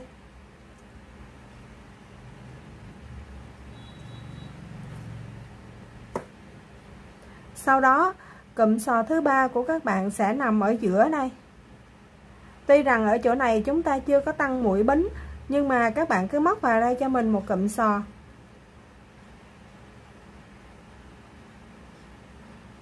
Vì mình không muốn dư mũi quá nhiều nên là chỗ này mình không có tăng bính.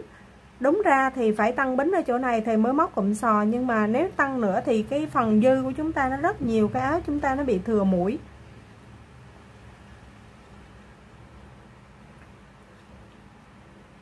Cụm sò thứ tư, 2 cụm sò ở hai đầu các bạn giữ nguyên, 2 cụm sò ở giữa các bạn sẽ tăng lên thành 3 cụm. 3 cụm ở đây và 2 cụm ở hai đầu các bạn giữ nguyên. Thì sau khi tăng lên thành 5 cụm rồi, sang hàng thứ 21 các bạn sẽ bắt đầu tăng mũi bính ở giữa những cụm sò để cho nó xòe ra. Nếu không thì nó sẽ bị gồ cứng ở chỗ này. 2 mũi bính, cụm 3 mũi kép chụm đầu.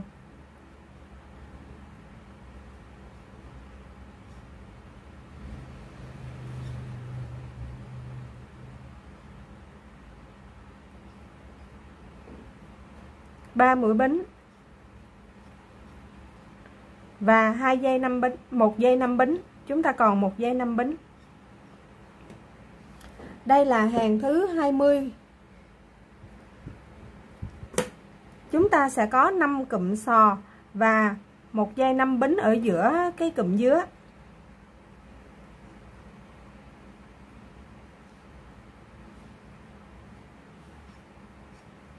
Hai mũi bính và bước vào cụm sò.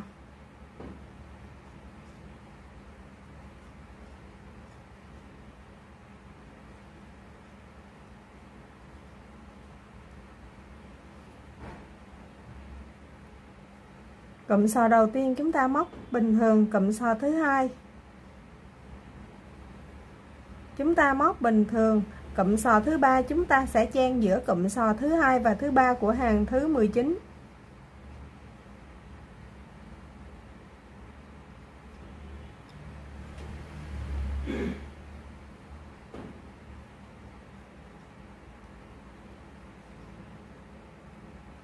Chen vào đây.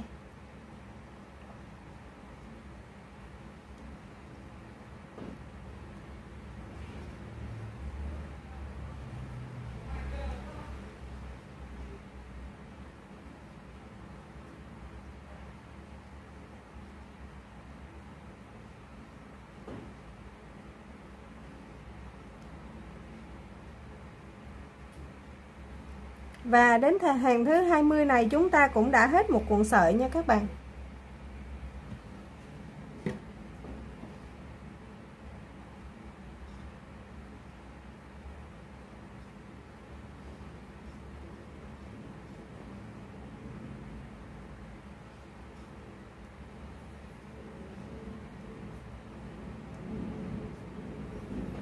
Những hàng này chúng ta móc nó rất là lâu vì nó ôm cả cái vai, cả cái thân và tay, nên là nó rất là cái vòng rộng của nó rất là rộng. Sau khi chúng ta chiết nách xong nó đi xuống thân thì chúng ta móc nó sẽ nhanh hơn rất là nhiều. Nó tốn sợi là ở cái đoạn này đây các bạn.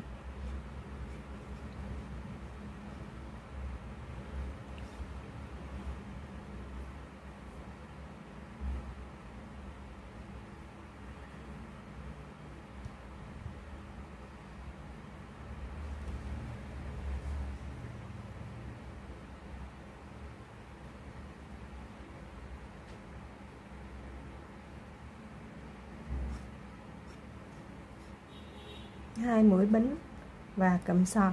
Cứ như vậy các bạn móc hết hàng 20 nha.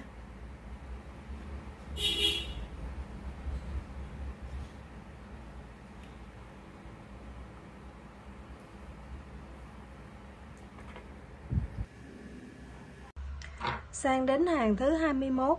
Ở chỗ này các bạn cũng móc cho mình nửa cụm sò, sau đó các bạn tăng cho mình một bính.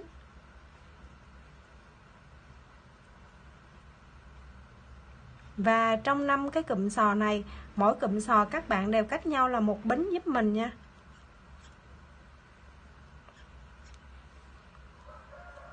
Xong cụm sò thứ hai cũng tăng một bính để bước vào cụm sò thứ ba.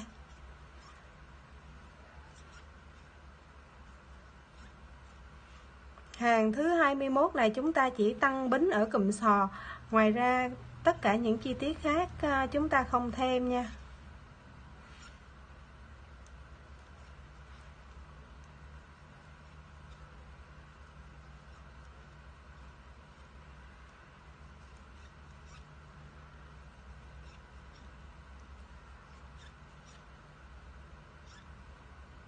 Theo như sơ đồ người ta hướng dẫn, người ta sẽ tăng ở đây luôn một lúc là 2 mũi bính, nhưng mà tăng 2 mũi bính thì nhiều quá, mình chỉ tăng một mũi bính thôi.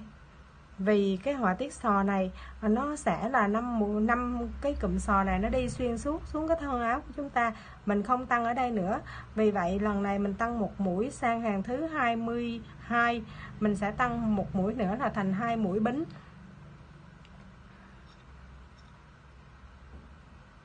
Sau khi móc xong cụm sò các bạn tăng 2 bính để móc 3 mũi kép chùm đầu. Sau đó là 5 bính, 1 2 3 4 5 bính và một đơn xuống cái dây bính duy nhất còn lại của hàng thứ 20. 1 2 3 4 5 bính và sang cụm 3 kép chùm đầu.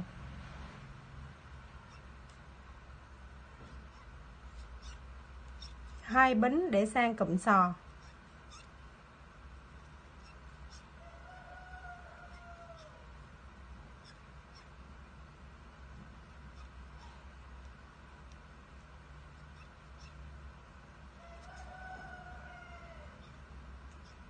Một bính. Mỗi cụm sò cách nhau là một bính. Thì chúng ta đang dừng lại ở hàng thứ 21.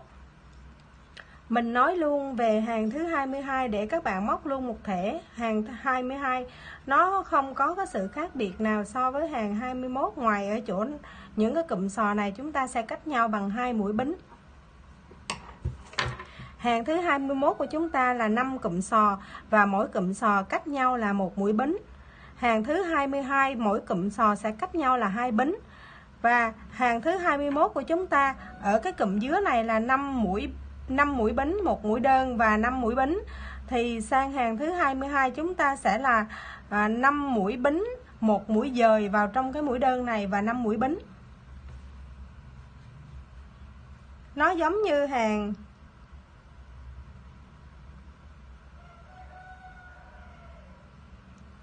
hàng thứ 13.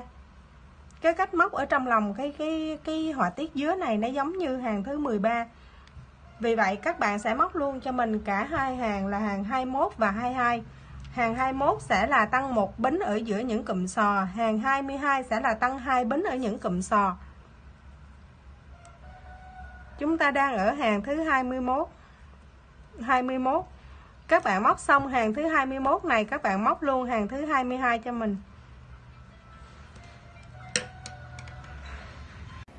Sau khi các bạn móc xong hàng thứ 22 thì cái họa tiết của chúng ta nó như thế này. Các bạn bắt đầu chia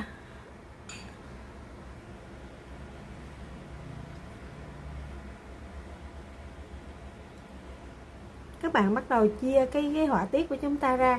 Thì ở đây mình cái mặt trước mình sẽ có 1 2 3 4 5 6, chúng ta sẽ có 6 họa tiết và mặt sau sẽ có 6 họa tiết.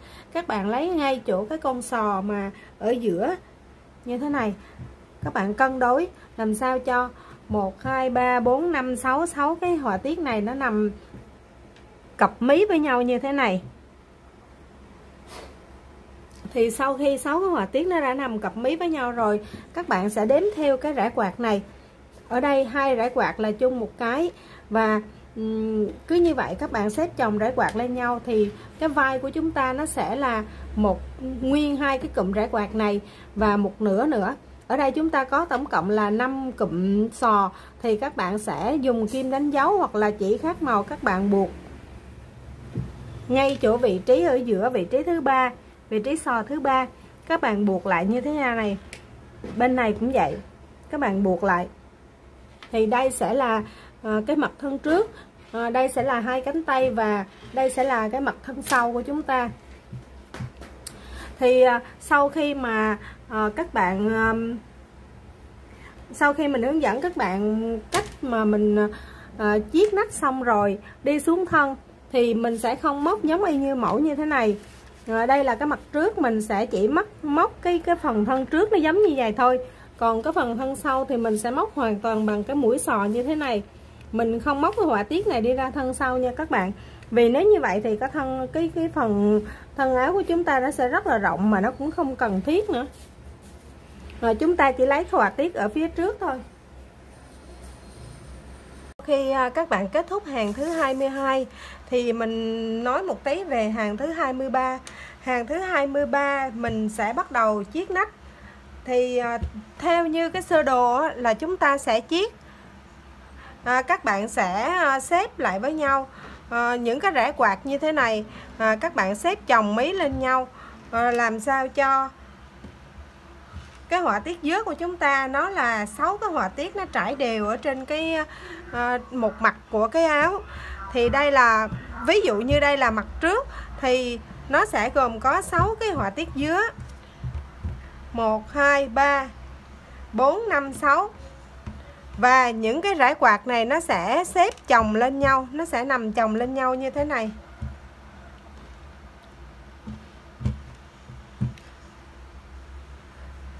Thì theo như cái sơ đồ người ta hướng dẫn, ở đây chúng ta có một cụm như thế này là gồm có 5 rải quạt, 1 2 3 4 5. Thì 2 cụm rải quạt này sẽ chúng ta tính từ trên vai đi xuống này các bạn. Ví dụ như đây là vai của chúng ta, cái họa tiết đầu tiên nó nằm ở đây, thì các bạn xếp chồng 2 cái này lên với nhau như thế này. Thì 2 cái rải quạt xếp chồng lên nhau đây chúng ta sẽ được một cái cánh tay. Và ở đây chúng ta có 5 cái họa tiết rải quạt, thì các bạn sẽ đánh dấu vào ngay chỗ cái họa tiết rải quạt thứ 3.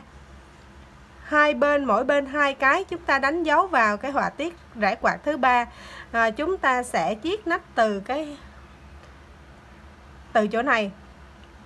Nhưng mà mình chiết thử rồi và mình thấy nếu như chiết theo cái sơ đồ hướng dẫn thì cái cánh tay áo của chúng ta nó rất rộng, mà cái thân của chúng ta nó lại bị hẹp. Vì vậy mình sẽ chiết từ cái con sò thứ 2 để cho mình thả thêm qua bên cái thân áo, mỗi bên là một con sò nữa, thì hai bên chúng ta sẽ được là 4 con sò. mình thả bớt ra để cho cái phần thân áo của chúng ta nó được rộng rãi và cái phần tay nó vừa phải thôi. Còn đối với các bạn nào mà các bạn thích cái tay nó hơi phồng, hơi xòe một tí thì các bạn sẽ chiết giống như mẫu. Chúng ta sẽ lấy điểm thứ ba, lấy điểm sò thứ ba ngay chính giữa. Còn mình thì mình sẽ lấy lệch qua một tí, mình sẽ lấy điểm sò thứ hai. Thì mình đã chiết một bên rồi, bây giờ mình sẽ hướng dẫn các bạn chiết bên còn lại. Ở đây sau khi các bạn kết thúc hàng thứ 22, các bạn cũng lên cho mình một nửa con sò như thế này. Sau đó tất cả những con sò ở hàng thứ 23 này đều cách nhau là 2 mũi bính. Các bạn sẽ cách cho mình 2 mũi bính, sau đó là móc 1, 2, 3 con sò. Thì một nửa con sò này là 1, 2, 3, 4. Mình sẽ chỉ chừa lại một con sò ở đây cho cái phần cánh tay thôi. Như thế này. Thì bây giờ mình sẽ hướng dẫn các bạn cách chiết cho phần còn lại.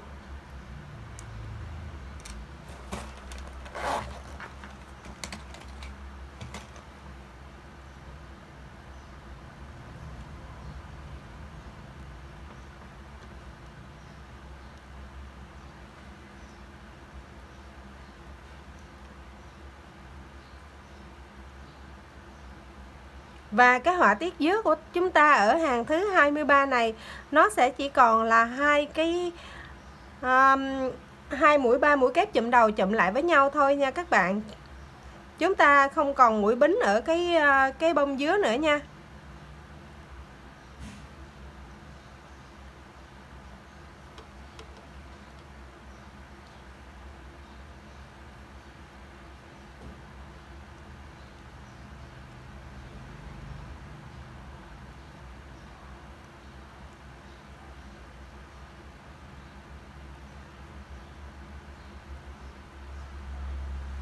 Mỗi sò sẽ cách nhau là 2 mũi bính.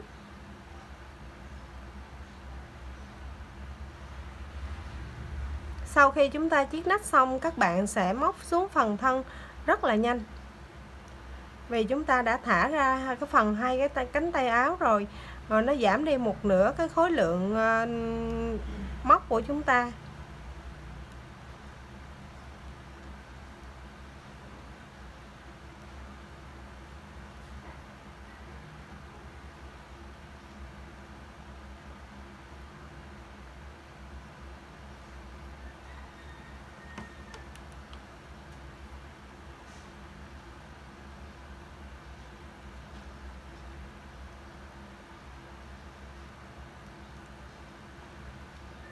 Nhầm, ở đây là 3 mũi kép chụm đầu.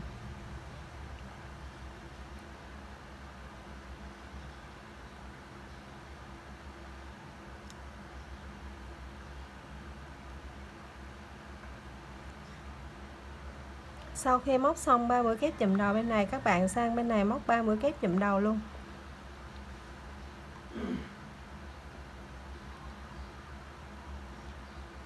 Như thế này. 1, 2 bính.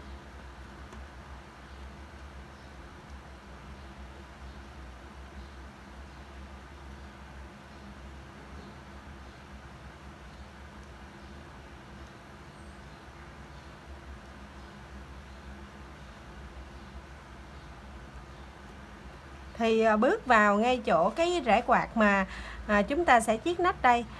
Mình móc cái con sò đầu tiên, sau đó 2 bính con sò thứ hai.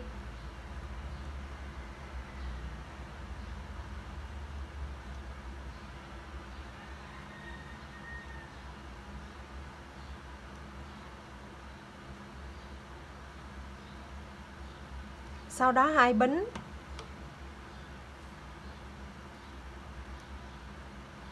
con sò thứ ba.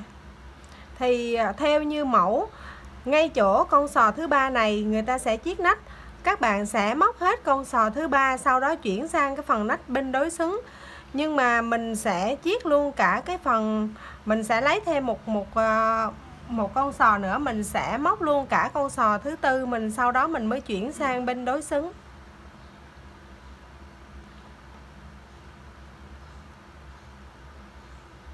Sau khi móc xong con sò thứ tư thì đây là ngay chỗ mình đánh dấu nè các bạn.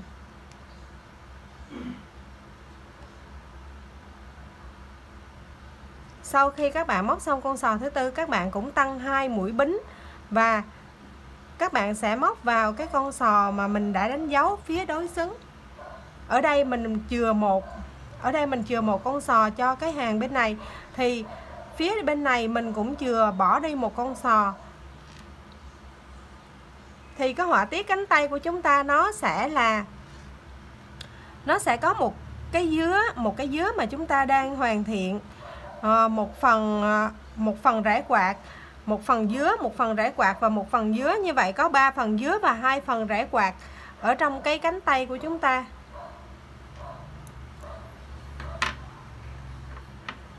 Đây.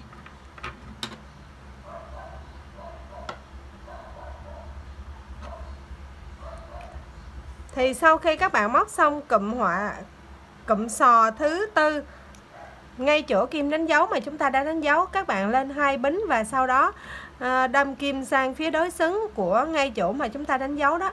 Các bạn móc cho mình một cụm sò.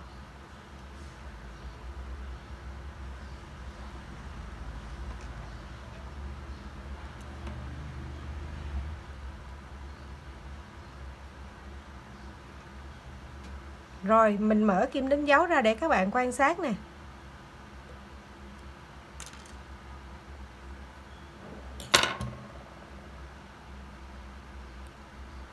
Đây.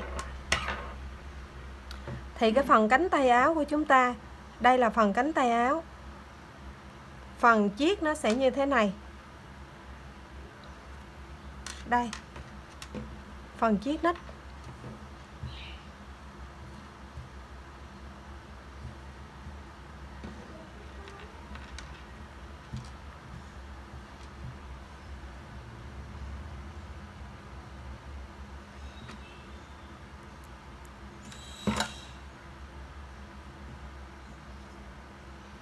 Sau khi chiết xong, các bạn cũng lên 2 bính và tiếp tục.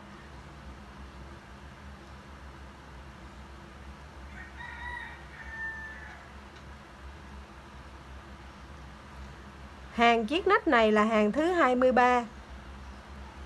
Sau khi các bạn chiết nách xong, các bạn móc cho mình hàng thứ 24.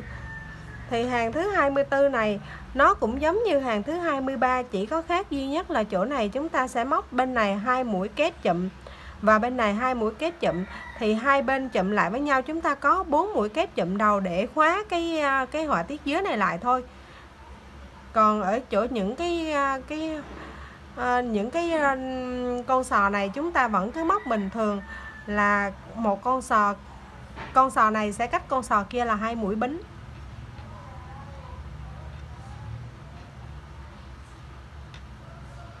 Các bạn móc đến cuối hàng mình sẽ để cái sản phẩm xuống bàn ngay ngắn để các bạn quan sát.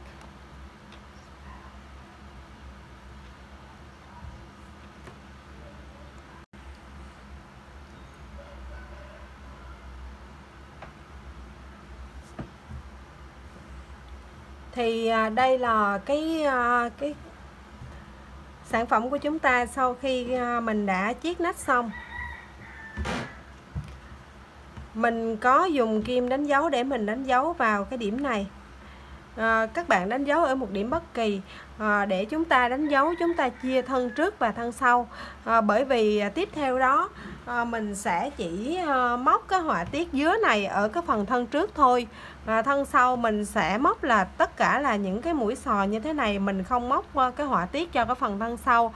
Vì mình thấy rằng nếu như mà các bạn móc luôn cái phần họa tiết cho thân sau thì cái thân sau của chúng ta nó sẽ rộng, chiếc áo nó sẽ phồng ra, nó không có đẹp mắt.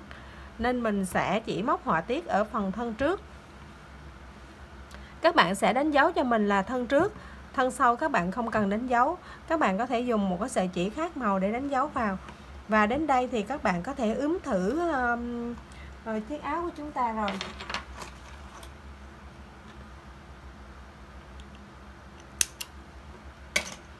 Nên ướm thử các bạn ạ. Vì nếu như các bạn không ướm thử móc đến cuối cùng rồi chúng ta thử nó rộng, nó chặt hay là nó không vừa ý cái điểm nào đó thì đến khi đó thì rất là buồn. Vì vậy sau khi chiết nách xong thì các bạn nên ướm thử. Và tiếp theo chúng ta sẽ cùng bước vào hàng thứ 24.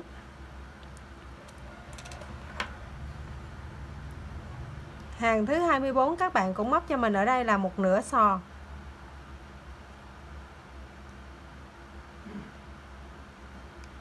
Sau đó là 2 bính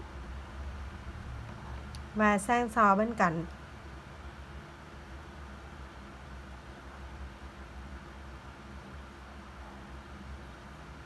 Hàng thứ 24 chúng ta chưa có chia cái họa tiết thân trước và thân sau. Sang hàng thứ 25 chúng ta mới chia. Vì hàng thứ 24 chúng ta cần phải kết thúc cái họa tiết dưới thứ hai. Sau khi kết thúc cái họa tiết dưới đó thì chúng ta mới bắt đầu xuống tiếp cái hoa văn họa tiết dưới thứ ba.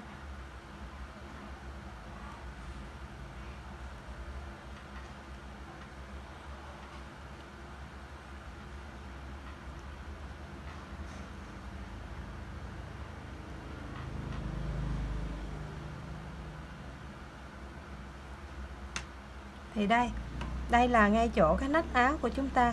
Thì sau khi các bạn móc xong cái họa tiết cái con sò này, các bạn cũng tăng cho mình 2 bính và bước vào con sò ngay chỗ nách. Thì chỗ nào có con sò các bạn móc con sò, chỗ nào có mũi bính các bạn móc mũi bính thôi. Chúng ta đã chiết nách xong rồi thì đây là phần đi xuống thân áo. Chúng ta đã chia đều các khoảng cách rồi. Ở đây chúng ta không thêm hay không bớt mũi gì nữa cả. Cứ như vậy mà chúng ta đi xuống luôn cái thân áo. Rồi thì chỗ này nó có 2 mũi bính thì các bạn cũng móc là 2 mũi bính. Rồi đi sang tiếp con sò bên kia.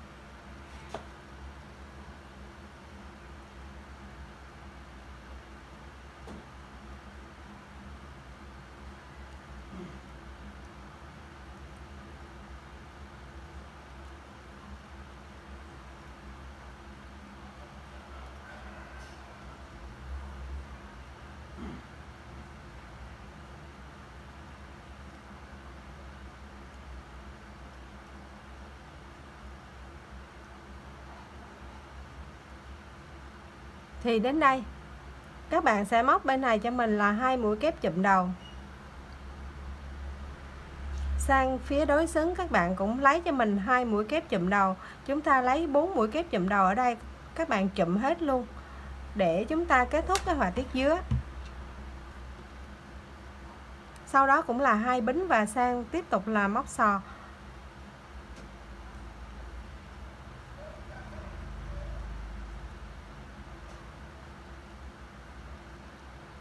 Thì chúng ta vừa đi qua cái phần nách áo mà chúng ta đã chia. Các bạn cũng móc bình thường giống như là những cái phần khác. Ngay chỗ này có 2 mũi bính, các bạn cứ móc 2 mũi bính và hai bên của nó là mỗi bên là sẽ có một cụm sò, thì các bạn cứ móc là mỗi bên là một cụm sò giống như bình thường. Các bạn móc hết hàng thứ 24 giúp mình. Hàng thứ 23 là hàng chiết nách.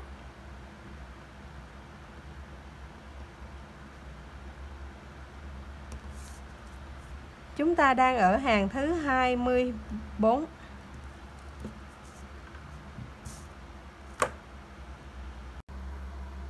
Sau khi các bạn móc xong hàng thứ 25 với tất cả là những mũi sò và cách nhau là 2 mũi bính, thì hàng thứ 26 các bạn cũng móc từ ngay chỗ kết vòng Ở đây các bạn cũng móc tất cả là mũi xò cho mình cho đến cái chỗ đánh dấu phía trước ngực. Đây là thân trước. Thì ngay chỗ cái hoa văn chính giữa này, các bạn xem sau khi mình chiết nách xong thì ở đây chúng ta có 3 cụm hoa văn, 2 cụm ở hai bên và 1 cụm ở chính giữa. Thì cái cụm chính giữa này chúng ta sẽ đi xuống tiếp tục cái hoa văn của mình. Các bạn móc tất cả là mũi xò cho hàng thứ 26 cho đến khi mà chúng ta gặp được ngay chỗ đánh dấu này. Thì ở chỗ đánh dấu này, ở hàng thứ 25 chúng ta cũng móc 2 mũi bính và móc sang con sò bên này. Thì chỗ này bây giờ hàng thứ 26 chúng ta sẽ đâm kim vào ngay chỗ dây 2 bính đó và móc cho mình một cụm sò.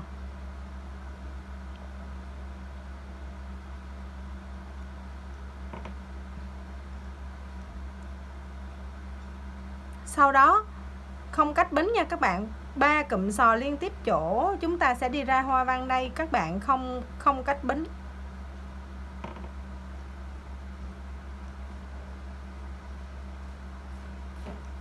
Thì từ hàng 26 này trở đi mình sẽ chỉ hướng dẫn ngay chỗ cái họa tiết dưới này thôi. Còn ở vòng quanh cả cái áo của chúng ta thì các bạn móc tất cả là những mũi xò và cách nhau 2 bính, mình sẽ không hướng dẫn nữa.